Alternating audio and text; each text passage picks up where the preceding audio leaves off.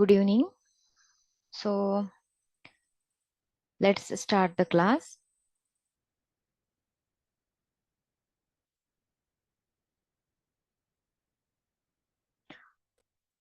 Screen ಕಾಣಿಸ್ತಾ ಇದೆ ಅಲ್ವಾ? Yes, ma'am. ಓಕೆ. ನಾವು ಇವತ್ತು ಕಲಿತಾ ಇರುವಂತಹ ಪಾಠದ ಹೆಸರು ರಾಸಾಯನಿಕ ಕ್ರಿಯೆಗಳು ಮತ್ತೆ ಸಮೀಕರಣಗಳು ಅಂತ. ಅಂದ್ರೆ ನಾವು ಆಲ್ರೆಡಿ ಈಗ ಜೀವಕ್ರಿಯೆಗಳು ಅನ್ನುವಂತಹ ಪಾಠವನ್ನ ಕಂಪ್ಲೀಟ್ ಮಾಡ್ಕೊಂಡಿದ್ದೇವೆ ಅಲ್ವಾ? ಅದು ಬಯಾಲಜಿ ಸೆಕ್ಷನ್ ಅಲ್ಲಿ ಬರುವಂತಹ ಒಂದು ಪಾಠ. ಈ ರಾಸಾಯನಿಕ ಕ್ರಿಯೆಗಳು ಮತ್ತೆ ಸಮೀಕರಣಗಳು ಇದು ರಸಾಯನ ಶಾಸ್ತ್ರದ ಒಂದು ಪಾಠವನ್ನ ನಾವು ಇವತ್ತು ಕಲಿತಾ ಇದ್ದೇವೆ. ನಾವು ಮೊದಲು ಏನ್ ತಿಳ್ಕೊಳ್ಬೇಕು ಅಂದ್ರೆ ರಾಸಾಯನಿಕ ಕ್ರಿಯೆಗಳು ಅಂದ್ರೆ ಏನು, ರಾಸಾಯನಿಕ ಸಮೀಕರಣಗಳು ಅಂದ್ರೆ ಏನು, ಅದನ್ನೆಲ್ಲ ತಿಳ್ಕೊಳ್ತಾ ಹೋಗೋಣ ಒಂದೊಂದಾಗಿ, ಆಯ್ತಾ? ನೋಡಿ, ಇಲ್ಲಿ ಕೆಲವೊಂದು ಸಂದರ್ಭಗಳನ್ನ ಕೊಟ್ಟಿದ್ದಾರೆ. ಈ ಸಂದರ್ಭಗಳಲ್ಲಿ ಏನಾಗತ್ತೆ ಅನ್ನೋದನ್ನ ನೀವು ಹೇಳ್ಬೋದು ಅಲ್ವಾ? ನೀವು ದಿನನಿತ್ಯ ಜೀವನದಲ್ಲಿ ಈ ಸಂದರ್ಭಗಳನ್ನ ನೋಡಿರ್ತೀರಾ. ಮೊದಲನೇದಾಗಿ, ಬೇಸಿಗೆಯಲ್ಲಿ ಹಾಲನ್ನ ಕೊಠಡಿಯ ತಾಪದಲ್ಲಿ ಇರಿಸಿದಾಗ. ಬೇಸಿಗೆಯಲ್ಲಿ ಹಾಲನ್ನ ಕೊಠಡಿಯ ತಾಪದಲ್ಲಿ ಇರಿಸಿದಾಗ ಏನಾಗತ್ತೆ ಅಂತ ಈ ಸಂದರ್ಭವನ್ನು ಕೂಡ ನೀವು ನೋಡಿರ್ತೀರಾ. ಹಾಗೆ ಕಬ್ಬಿಣದ ಕಾವಲಿ ಅಥವಾ ಬಾಣಲೆ ಅಥವಾ ಮೊಳೆಯನ್ನ ತೇವಾಂಶಯುಕ್ತ ವಾತಾವರಣದಲ್ಲಿ ತೆರೆದಿಟ್ಟಾಗ ಇದನ್ನು ಕೂಡ ನೀವು ನೋಡಿರ್ತೀರಾ. ಮಳೆಗಾಲದಲ್ಲಿ ಇರಬಹುದು ಈ ಮೊಳೆ ಅಥವಾ ಕಬ್ಬಿಣದ ಪಾತ್ರೆಗಳನ್ನ ಇರಬಹುದು, ಅದನ್ನ ನೀವು ತೇವಾಂಶಯುಕ್ತ ವಾತಾವರಣದಲ್ಲಿ ತೆರೆದಿಟ್ಟಾಗ ಏನಾಗತ್ತೆ ಅಂತ. ಹಾಗೆ ದ್ರಾಕ್ಷಿ ಹುದುಗುವಿಕೆಗೆ ಒಳಪಟ್ಟಾಗ, ಹುದುಗುವಿಕೆ ಅಂದ್ರೆ ಫರ್ಮೆಂಟೇಶನ್ ಮಾಡ್ತಾರೆ ಅಲ್ವಾ? ಈ ದ್ರಾಕ್ಷಿಯನ್ನ ಹುದುಗುವಿಕೆ ಪ್ರಕ್ರಿಯೆಗೆ ಒಳಪಟ್ಟಾಗ ಏನಾಗತ್ತೆ. ಹಾಗೆ ಆಹಾರವನ್ನ ಬೇಯಿಸಿದಾಗ ಏನಾಗತ್ತೆ. ಹಾಗೆ ಇನ್ನೊಂದು ಸಂದರ್ಭ ಇದೆ, ನಮ್ಮ ದೇಹದಲ್ಲಿ ಆಹಾರ ಜೀರ್ಣವಾದಾಗ ಏನಾಗತ್ತೆ ಅಂತ. ಇದನ್ನು ಕೂಡ ನಾವು ಕಲ್ತ್ಕೊಂಡಿದ್ದೇವೆ ಅಲ್ವಾ? ಹಾಗೆ ನಾವು ಉಸಿರಾಡಿದಾಗ ಏನಾಗತ್ತೆ ಅಂತ ಅಲ್ವಾ? ಈಗ ನೋಡಿ, ನೀವು ಬೇಸಿಗೆಯಲ್ಲಿ ಹಾಲನ್ನ ಕೊಠಡಿಯ ತಾಪದಲ್ಲಿ ಇರಿಸಿದಾಗ ಹಾಲು ಹುಳಿ ಆಗ್ಬಹುದು, ಹಾಲು ಹಾಳಾಗೋಗುತ್ತೆ ಅಲ್ವಾ? ಅದು ಮೊದಲಿದ್ದ ರೀತಿಯಲ್ಲಿ ಇರೋದಿಲ್ಲ. ಹಾಗೆ ನೀವು ಕಬ್ಬಿಣದ ಬಾಣಲಿಯನ್ನ ಅಥವಾ ಮೊಳೆಯನ್ನ ತೇವಾಂಶಯುಕ್ತ ವಾತಾವರಣದಲ್ಲಿ ಇಟ್ಟಾಗ ನೋಡಿ, ಅದು ಈ ರೀತಿಯಾಗಿ ಬದಲಾಗತ್ತೆ ಅಲ್ವಾ? ಇಲ್ಲಿ ನಿಮ್ಗೆ ಮೊದಲನೇ ಚಿತ್ರ ಕಾಣಿಸ್ತಾ ಇರಬಹುದು. ಈ ರೀತಿಯಾಗಿ ಬದಲಾವಣೆ ಆಗತ್ತೆ ಅಲ್ವಾ? ಇದು ಯಾಕೆ ಹೀಗಾಗಿದೆ? ರಸ್ಟ್ ಹಿಡಿಯೋದು ಅಂತ, ತುಕ್ಕು ಹಿಡಿಯೋದು ಅಂತ ಕರೀತಾರೆ ಅಲ್ವಾ? ಇದು ಮೊದ್ಲಿರೋ ತರ ಬಾಣಲೆ ತರ ಇಲ್ಲ ಅಲ್ವಾ? ಇದೇನಾಗಿದೆ, ಇದಕ್ಕೆ ತುಕ್ಕು ಹಿಡಿದಿದೆ ಅಲ್ವಾ? ಇದು ಯಾವಾಗ ಆಗತ್ತೆ ಅಂದ್ರೆ ಅದು ತೇವಾಂಶಯುಕ್ತ ವಾತಾವರಣದಲ್ಲಿಟ್ಟಾಗ ಆ ರೀತಿ ಆಗತ್ತೆ ಅಲ್ವಾ? ಹಾಗೆ ಮೂರನೇ ಸಂದರ್ಭ ನೋಡಿ, ದ್ರಾಕ್ಷಿ ಹುದುಗುವಿಕೆಗೆ ಒಳಪಟ್ಟಾಗ. ಇಲ್ಲಿ ಈ ಚಿತ್ರ ನಿಮ್ ನೋಡಬಹುದು. ಇಲ್ಲಿ ದ್ರಾಕ್ಷಿ ಹುದುಗುವಿಕೆ ಕ್ರಿಯೆಗೆ ಒಳಪಡಿಸಲಾಗಿದೆ. ಅಂದ್ರೆ ಈ ದ್ರಾಕ್ಷಿಯಿಂದ ಏನ್ ಮಾಡ್ತಾರೆ ಅಂದ್ರೆ ಹುದುಗುವಿಕೆ ಕ್ರಿಯೆಯಿಂದ ಇಲ್ಲಿ ಏನ್ ಮಾಡ್ತಾರೆ, ಆಲ್ಕೋಹಾಲ್ ಅನ್ನ ಅಲ್ಲಿ ಉತ್ಪಾದನೆ ಮಾಡ್ತಾರೆ. ಅಂದ್ರೆ ಈಸ್ಟ್ ಅನ್ನ ಬಳಸ್ಕೊಂಡು ಅಲ್ಲಿ ಆಲ್ಕೋಹಾಲ್ ಅನ್ನ ಉತ್ಪಾದನೆ ಮಾಡ್ಲಾಗತ್ತೆ. ಹಾಗೆ ಅದನ್ನ ಹುದುಗುವಿಕೆ ಕ್ರಿಯೆ ಅಂತ ಕರೀತಾರೆ. ಹಾಗೆ ಇನ್ನೊಂದು ಸಂದರ್ಭ ಕೊಟ್ಟಿದ್ದಾರೆ, ಏನದು, ಆಹಾರವನ್ನ ಬೇಯಿಸಿದಾಗ. ಆಹಾರವನ್ನ ಬೇಯಿಸೋದನ್ನ ನೀವು ನೋಡಬಹುದು, ಅಕ್ಕಿಯನ್ನ ಬೇಯಿಸೋದನ್ನ ನೀವು ನೋಡಬಹುದು ಅಲ್ವಾ?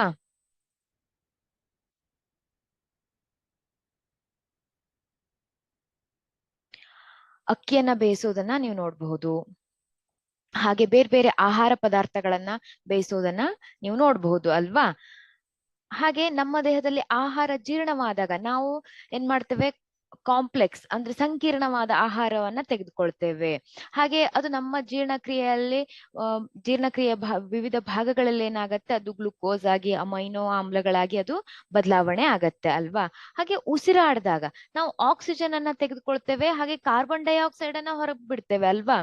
ಈ ಎಲ್ಲ ಕ್ರಿಯೆಗಳಲ್ಲಿ ನೀವೇನ್ ನೋಡ್ಬಹುದು ಅಂದ್ರೆ, ಈ ಎಲ್ಲ ಕ್ರಿಯೆಗಳಲ್ಲಿ ಏನ್ ನೋಡ್ಬಹುದು, ಮೊದಲಿದ್ದಂತಹ ಪರಿಸ್ಥಿತಿಯಲ್ಲಿ ಆ ವಸ್ತುಗಳನ್ನ ನೀವು ನೋಡ್ಲಿಕ್ಕೆ ಸಾಧ್ಯ ಇಲ್ಲ ಅಲ್ವಾ? ಈಗ ನೋಡಿ, ಆಹಾರವನ್ನ ಬೇಯಿಸಿದಾಗ ನೀವು ಅಕ್ಕಿ ಅದು ಮೊದಲನೇ ಭೌತ ಸ್ಥಿತಿ ಅಲ್ವಾ? ಹಾಗೆ ಅದೇನಾಗಿದೆ, ಬದಲಾವಣೆ ಆಗಿದೆ. ಬೇಯಿಸಿದಾಗ ಏನಾಯ್ತು, ಅದು ಬದಲಾವಣೆ ಆಯ್ತು ಅಲ್ವಾ? ಆದ್ರಿಂದ ನಾವೇನ್ ಹೇಳ್ಬಹುದು ಅಲ್ಲಿ ಭೌತಿಕ ಬದಲಾವಣೆನೂ ಕೂಡ ಆಗಿದೆ. ಈ ಕ್ರಿಯೆಯಲ್ಲಿ ಕೆಲವೊಂದು ಕ್ರಿಯೆಯಲ್ಲಿ ಭೌತಿಕ ಬದಲಾವಣೆನೂ ಕೂಡ ಆಗಿದೆ. ಆದ್ರೆ ಇಲ್ಲಿ ನಾವು ಮೇನ್ ಆಗಿ ಏನ್ ನೋಡ್ಬಹುದು, ರಾಸಾಯನಿಕ ಬದಲಾವಣೆಗಳನ್ನ ನೀವು ನೋಡ್ಬಹುದು ಅಲ್ವಾ. ನೀವು ಭೌತ ಬದಲಾವಣೆ ಮತ್ತು ರಾಸಾಯನಿಕ ಬದಲಾವಣೆಗಳ ಬಗ್ಗೆ ಕಲ್ತ್ಕೊಂಡಿದ್ದೀರಾ ಅಲ್ವಾ, ಅದು ನಿಮ್ಗೆ ಗೊತ್ತಿದೆ. ಈ ಎಲ್ಲ ಕ್ರಿಯೆಗಳಲ್ಲಿ ನಾವೇನ್ ನೋಡ್ಬಹುದು ಅಂದ್ರೆ ಭೌತಿಕ ಬದಲಾವಣೆಯನ್ನು ಕೂಡ ನೋಡ್ಬಹುದು, ಹಾಗೆ ಕೆಲವೊಂದು ರಾಸಾಯನಿಕ ಬದಲಾವಣೆಗಳನ್ನು ಕೂಡ ನೋಡಬಹುದು ಅಲ್ವಾ. ಇಲ್ಲಿ ಪೆನ್ನನ್ನ ಯೂಸ್ ಮಾಡಿದಿರಲ್ಲ ಸ್ಕ್ರೀನ್ ಮೇಲೆ, ಪ್ಲೀಸ್ ಅದನ್ನ ಯೂಸ್ ಮಾಡಬೇಡಿ. ನೀವು ಜಸ್ಟ್ ಪಾಠವನ್ನ ಕೇಳಿ ಅಷ್ಟೇ. ಪೆನ್ನನ್ನ ನಾನು ಯೂಸ್ ಮಾಡ್ತೇನೆ, ನೀವು ಯೂಸ್ ಮಾಡಬೇಡಿ. ಅದನ್ನ ಕ್ಲಿಯರ್ ಮಾಡಿ ಅದನ್ನ.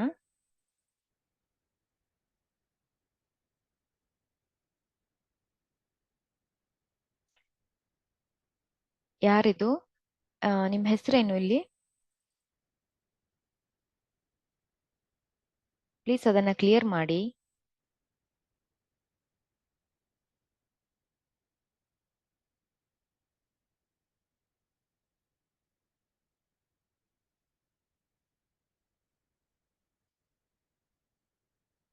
ಕ್ಲಿಯರ್ ಮಾಡ್ತೀರಾ? Okay, thank you. ಅದನ್ನ ಯೂಸ್ ಮಾಡಬೇಡಿ ಪ್ಲೀಸ್.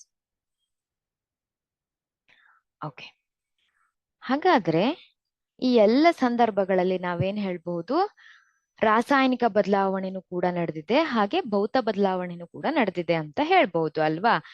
ಹಾಗಾದ್ರೆ ಎಲ್ಲಿ ರಾಸಾಯನಿಕ ಬದಲಾವಣೆ ಆಗತ್ತೆ ಅಲ್ವಾ, ಅಲ್ಲಿ ನಾವು ರಾಸಾಯನಿಕ ಕ್ರಿಯೆ ನಡೆದಿದೆ ಅಂತ ಹೇಳ್ಬಹುದು. ಈಗ ನೀವು ಈ ಎಲ್ಲ ಸಂದರ್ಭಗಳನ್ನ ನೋಡಿದ್ರಿ ಅಲ್ವಾ, ಅಲ್ಲಿ ಕೆಲವೊಂದ್ರಲ್ಲಿ ರಾಸಾಯನಿಕ ಬದಲಾವಣೆ ನಡೆದಿದೆ ಅಂತ ನಾವು ಹೇಳ್ಬಹುದು ಅಲ್ವಾ. ಎಲ್ಲಿ ರಾಸಾಯನಿಕ ಬದಲಾವಣೆ ನಡೆದಿದ್ಯೋ ಅಲ್ಲಿ ರಾಸಾಯನಿಕ ಕ್ರಿಯೆ ನಡೆದಿದೆ ಅಂತ ನಾವು ಹೇಳ್ಬಹುದು. ಈಗ ನಾವು ಈ ರಾಸಾಯನಿಕ ಕ್ರಿಯೆಗಳಂದ್ರೆ ಏನು ಅನ್ನೋದನ್ನ ಒಂದು ಚಟುವಟಿಕೆಗಳ ಮೂಲಕ ಕಲಿಯೋಣ. ರಾಸಾಯನಿಕ ಕ್ರಿಯೆ ಅಂದ್ರೆ ಏನು, ಅದು ಹೇಗೆ ನಡೆಯುತ್ತೆ ಅನ್ನೋದನ್ನ ಒಂದು ಚಟುವಟಿಕೆಗಳ ಮೂಲಕ ಕಲಿಯೋಣ.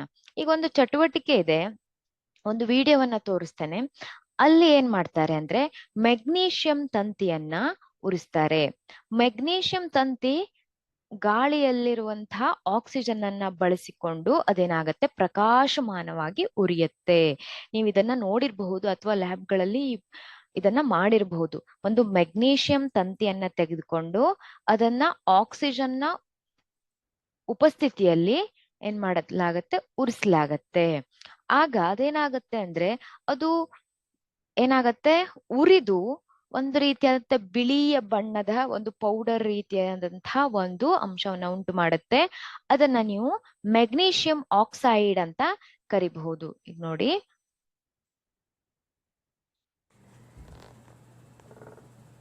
ಮೆಗ್ನೀಷಿಯಂ ತಂತಿ ಅದನ್ನ ಉರಿಸಲಾಗ್ತಾ ಇದೆ. ವಾತಾವರಣದಲ್ಲಿರುವಂತಹ ಆಕ್ಸಿಜನ್ ಅನ್ನ ಬಳಸಿಕೊಂಡು ಅದೇನಾಗ್ತಾ ಇದೆ, ಅದು ಉರಿತಾ ಇದೆ. ನೋಡಿ ಯಾವ ರೀತಿಯಾಗಿ ಪ್ರಕಾಶಮಾನವಾಗಿ ಅದು ಉರಿಯತ್ತೆ ಅಂತ ಅಲ್ವಾ. ಪ್ರಕಾಶಮಾನವಾಗಿ ಉರಿದು ಅದು ಒಂದು ಬಿಳಿಯ ಬಣ್ಣದ ಪೌಡರ್ ರೀತಿಯ ಒಂದು ವಸ್ತುವನ್ನ ಉಂಟು ಮಾಡತ್ತೆ ಅಲ್ವಾ. ಅಲ್ಲಿ ನೋಡಿ ಕಾಣಿಸ್ತಾ ಇದೆ ಅಲ್ವಾ, ಬಿಳಿಯ ಬಣ್ಣದಾದಂತಹ ಒಂದು ಪೌಡರ್ ರೀತಿಯಾದಂತಹ ಒಂದು ಅಂಶ ಉಂಟಾಗಿದೆ ಅಲ್ವಾ. ಅದನ್ನ ನಾವು ಮೆಗ್ನೀಷಿಯಂ ಆಕ್ಸೈಡ್ ಅಂತ ಕರಿತೇವೆ. ಇಲ್ಲೂ ಕೂಡ ಪ್ರಯೋಗವನ್ನ ತೋರಿಸಲಾಗಿದೆ ಚಿತ್ರದ ಮೂಲಕ. ಇಲ್ಲಿ ಒಂದು ಬರ್ನರ್ ಅನ್ನ ತೆಗೆದುಕೊಂಡು ಒಂದು ಇಕ್ಕಳದಲ್ಲಿ ಮೆಗ್ನೀಷಿಯಂ ತಂತಿಯನ್ನ ಅಂದ್ರೆ ಮೆಗ್ನೀಷಿಯಂ ರಿಬ್ಬನ್ ಅನ್ನ ಹಿಡಿದುಕೊಂಡು ಅದನ್ನ ಏನ್ ಮಾಡ್ತಾ ಇದ್ದೇವೆ, ಅದನ್ನ ನಾವು ಸುಡ್ತಾ ಇದ್ದೇವೆ ಅಲ್ವಾ. ಆಗೇನಾಗತ್ತೆ ಅಂದ್ರೆ ಈ ಮೆಗ್ನೀಷಿಯಂ ಪಟ್ಟಿ ಪ್ರಕಾಶಮಾನವಾಗಿ ಉರಿಯುತ್ತೆ. ನೀವು ವಿಡಿಯೋದಲ್ಲಿ ನೋಡಿದ್ರಿ ಅಲ್ವಾ, ಅದೇನಾಗತ್ತೆ, ಪ್ರಕಾಶಮಾನವಾಗಿ ಉರಿದು ಒಂದು ಬಿಳಿಯ ಬಣ್ಣದ ಪುಡಿಯನ್ನ ಉಂಟು ಮಾಡಿದೆ ಅಲ್ವಾ. ಅದನ್ನ ನಾವೇನಂತ ಕರಿತೇವೆ, ಮೆಗ್ನೀಷಿಯಂ ಆಕ್ಸೈಡ್ ಅಂತ ಕರಿತೇವೆ. ಈ ಬಿಳಿಯ ಬಣ್ಣದ ಪುಡಿ ಏನು ಉಂಟಾಗಿದೆ ಅಲ್ವಾ, ಅದನ್ನ ನಾವು ಮೆಗ್ನೀಷಿಯಂ ಆಕ್ಸೈಡ್ ಅಂತ ಕರಿತೇವೆ. ಹಾಗಾದ್ರೆ ಈ ಮೆಗ್ನೀಷಿಯಂ ಆಕ್ಸೈಡ್ ಹೇಗೆ ಉಂಟಾಯ್ತು ಅಲ್ವಾ. ಈ ಮೆಗ್ನೀಷಿಯಂ ಆಕ್ಸೈಡ್ ಹೇಗೆ ಉಂಟಾಯ್ತು ಅಂದ್ರೆ ಇಲ್ಲಿ ಮೆಗ್ನೀಷಿಯಂ ತಂತಿಯನ್ನ ತೆಗೆದುಕೊಂಡಿದ್ದೇವೆ. ಅದೇನಾಗಿದೆ, ಅದು ಗಾಳಿಯಲ್ಲಿರುವಂತಹ ಜೊತೆ ವರ್ತಿಸಿ. ಈ ಮೆಗ್ನೀಷಿಯಂ ಯಾವ್ದ್ರ ಜೊತೆ ವರ್ತಿಸಿದೆ? ಗಾಳಿಯಲ್ಲಿರುವಂತಹ ಆಕ್ಸಿಜನ್ ಜೊತೆ ವರ್ತಿಸಿ ಏನ್ ಮಾಡಿದೆ?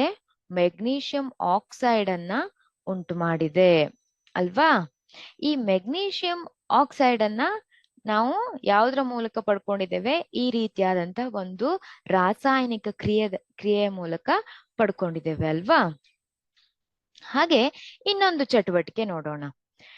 ಇಲ್ಲಿ ನೋಡಿ, ಇಲ್ಲಿ ಒಂದು ಕೊನಿಕಲ್ ಫ್ಲಾಸ್ಕ್ ಅನ್ನ ತಗೊಂಡಿದ್ದಾರೆ. ಇದು ನಿಮ್ಗೆ ಗೊತ್ತಿರಬಹುದು, ನೀವು ಲ್ಯಾಬ್ ಗಳಲ್ಲೆಲ್ಲ ನೋಡ್ತೀರಾ ಅಲ್ವಾ? ಈ ರೀತಿಯಾದಂತಹ ಒಂದು ಪಾತ್ರೆಯನ್ನ ತೆಗೆದುಕೊಂಡು ಕೊನಿಕಲ್ ಫ್ಲಾಸ್ಕ್ ಅಂತ ಕರೀತಾರೆ. ಅದಕ್ಕೆ ಏನ್ ಮಾಡಿದ್ದಾರೆ? ಕಾರ್ಕ್ ನಿಂದ ಅದನ್ನ ಬಿಗಿಯಾಗಿ ಅದನ್ನ ಮುಚ್ಚಿದ್ದಾರೆ ಅಲ್ವಾ? ಇದನ್ನ ಮುಚ್ಚೋಕ್ಕಿಂತ ಮುಂಚೆ ಏನ್ ಮಾಡ್ತಾ ಇದ್ದೇವೆ ಅಂದ್ರೆ, ಇಲ್ಲಿ ನಾವು ಜಿಂಕ್ ನ ತುಂಡುಗಳನ್ನ ಹಾಕ್ತಾ ಇದ್ದೇವೆ. ಇದ್ರ ಒಳಗಡೆ ಚಿಕ್ಕ ಚಿಕ್ಕ ಜಿಂಕ್ ನ ತುಂಡುಗಳನ್ನ ಹಾಕ್ತಾ ಇದ್ದೇವೆ.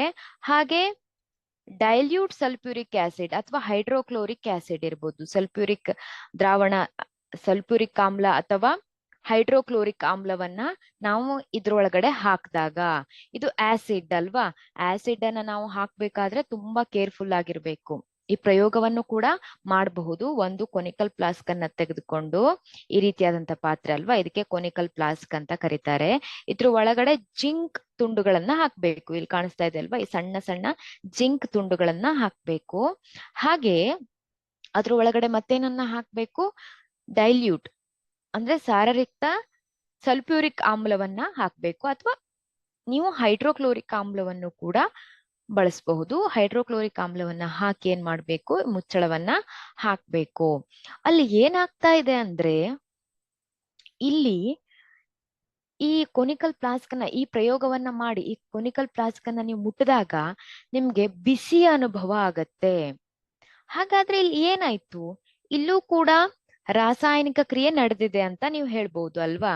ಹಾಗಾದ್ರೆ ನಾವು ಯಾವುದೇ ಒಂದು ಕ್ರಿಯೆಯನ್ನ ತೆಗೆದುಕೊಂಡಾಗ, ಯಾವುದೇ ಒಂದು ಸಂದರ್ಭವನ್ನ ತೆಗೆದುಕೊಂಡಾಗ ಅಲ್ಲಿ ರಾಸಾಯನಿಕ ಕ್ರಿಯೆ ನಡೆದಿದೆ ಅಂತ ನಾವು ಹೇಗೆ ಹೇಳ್ಬಹುದು ಅಲ್ವಾ? ಇಲ್ಲಿ ನಾವು ಮೊದಲನೇ ಪ್ರಕ್ರಿಯೆಯಲ್ಲಿ ಏನ್ ನೋಡಿದ್ವಿ? ಮೆಗ್ನೀಷಿಯಂ ರಿಬ್ಬನ್ ಅನ್ನ ಉರಿಸೋದನ್ನ ನೋಡಿದ್ವಿ ಅಲ್ವಾ? ಇಲ್ಲಿ ಎರಡನೇದ್ರಲ್ಲಿ ಏನ್ ನೋಡಿದ್ವಿ? ಇಲ್ಲಿ ಯಾವುದೇ ರೀತಿಯಾದಂತ ಪ್ರಕಾಶಮಾನವಾದ ಬೆಳಕಿರಬಹುದು, ಬೇರೆ ಏನನ್ನು ನೋಡಿಲ್ಲ ನಾವು, ಯಾವುದೇ ಸ್ಥಿತಿಯಲ್ಲಿ ಬದಲಾವಣೆನೂ ನೋಡಿಲ್ಲ. ಆದ್ರೆ ಇಲ್ಲಿ ಏನನ್ನ ನೋಡಿದ್ವಿ? ಆ ಕೊನಿಕಲ್ ಫ್ಲಾಸ್ಕ್ ಇದೆ ಅಲ್ವಾ, ಅದನ್ನ ಮುಟ್ಟಿದಾಗ ಅದೇನಾಗಿತ್ತು? ಬಿಸಿ ಆಗಿತ್ತು. ಹಾಗಾದ್ರೆ ನಾವೇನ್ ಹೇಳ್ಬಹುದು? ಇಲ್ಲೂ ಕೂಡ ರಾಸಾಯನಿಕ ಕ್ರಿಯೆ ನಡೆದಿದೆ. ಯಾವುದ್ರ ನಡುವೆ ರಾಸಾಯನಿಕ ಕ್ರಿಯೆ ನಡೆದಿದೆ? ಈ ಜಿಂಕ್ ಮತ್ತೆ ಸಲ್ಫ್ಯೂರಿಕ್ ಆಮ್ಲದ ನಡುವೆ ರಾಸಾಯನಿಕ ಕ್ರಿಯೆ ನಡೆದಿದೆ. ಹಾಗಾದ್ರೆ ನಮ್ಮ ದಿನನಿತ್ಯದ ಜೀವನದಲ್ಲಿ ರಾಸಾಯನಿಕ ಕ್ರಿಯೆ ನಡೆದಿದೆ ಅಂತ ನಾವು ಹೇಗೆ ಹೇಳ್ಬಹುದು? ಎಲ್ಲಿದೆ ನೋಡಿ, ಒಂದು ಸ್ಥಿತಿಯಲ್ಲಿ ಬದಲಾವಣೆ ಆದ್ರೆ, ಯಾವುದೇ ಒಂದು ವಸ್ತುವಿನ ಸ್ಥಿತಿಯಲ್ಲಿ ಬದಲಾವಣೆ ಆದ್ರೆ ನಾವೇನ್ ಹೇಳ್ಬಹುದು? ಅಲ್ಲಿ ರಾಸಾಯನಿಕ ಕ್ರಿಯೆ ನಡೆದಿದೆ ಅಂತ ಹೇಳ್ಬಹುದು. ಅಥವಾ ಬಣ್ಣದಲ್ಲೂ ಕೂಡ ಬದಲಾವಣೆ ಆಗ್ಬಹುದು ಅಲ್ವಾ? ಬಣ್ಣದಲ್ಲೂ ಕೂಡ ಬದಲಾವಣೆ ಆದ್ರೆ ನಾವೇನ್ ಹೇಳ್ಬಹುದು? ಅಲ್ಲಿ ರಾಸಾಯನಿಕ ಕ್ರಿಯೆ ನಡೆದಿದೆ ಅಂತ ಹೇಳ್ಬಹುದು. ಅನಿಲದ ಬಿಡುಗಡೆ ಆದ್ರೆ, ಇಲ್ಲಿ ನೋಡಿ, ಇಲ್ಲಿ H2 ಅನ್ನುವಂತ ಹೈಡ್ರೋಜನ್ ಗ್ಯಾಸ್ ಕೂಡ ಬಿಡುಗಡೆ ಆಗಿದೆ. ಈ ಅನಿಲದ ಬಿಡುಗಡೆ ಆದ್ರೂ ಕೂಡ ನಾವೇನ್ ಹೇಳ್ಬಹುದು? ಇಲ್ಲಿ ರಾಸಾಯನಿಕ ಕ್ರಿಯೆ ನಡೆದಿದೆ ಅಂತ ಹೇಳ್ಬಹುದು. ಹಾಗೆ ತಾಪದಲ್ಲಿ ಬದಲಾವಣೆ, ನಾನಿಲ್ಲಿ ಒಂದು ರಾಸಾಯನಿಕ ಕ್ರಿಯೆ ನಡೀತು ಅಂತ ಹೇಳ್ದೆ ಅಲ್ವಾ? ಯಾಕೆ ಹೇಳ್ದೆ ಅಂದ್ರೆ, ಇಲ್ಲಿ ತಾಪದಲ್ಲೂ ಕೂಡ ಬದಲಾವಣೆ ಆಯ್ತು. ಹಾಗೆ ಇಲ್ಲಿ ಹೈಡ್ರೋಜನ್ ಗ್ಯಾಸ್ ಕೂಡ ಏನಾಗಿದೆ? ಬಿಡುಗಡೆ ಆಗಿದೆ ಅಲ್ವಾ? ಹಾಗೆ ನೀವು ಮೊದಲನೇ ಪ್ರಯೋಗ ನೋಡಿದ್ರಿ ಅಲ್ವಾ, ಮೆಗ್ನೀಷಿಯಂ ರಿಬ್ಬನ್ ಅನ್ನ ಉರಿಸುವಂತಹ ಕ್ರಿಯೆ, ಅಲ್ಲಿ ಏನು ಬದಲಾವಣೆ ಆಗಿದೆ?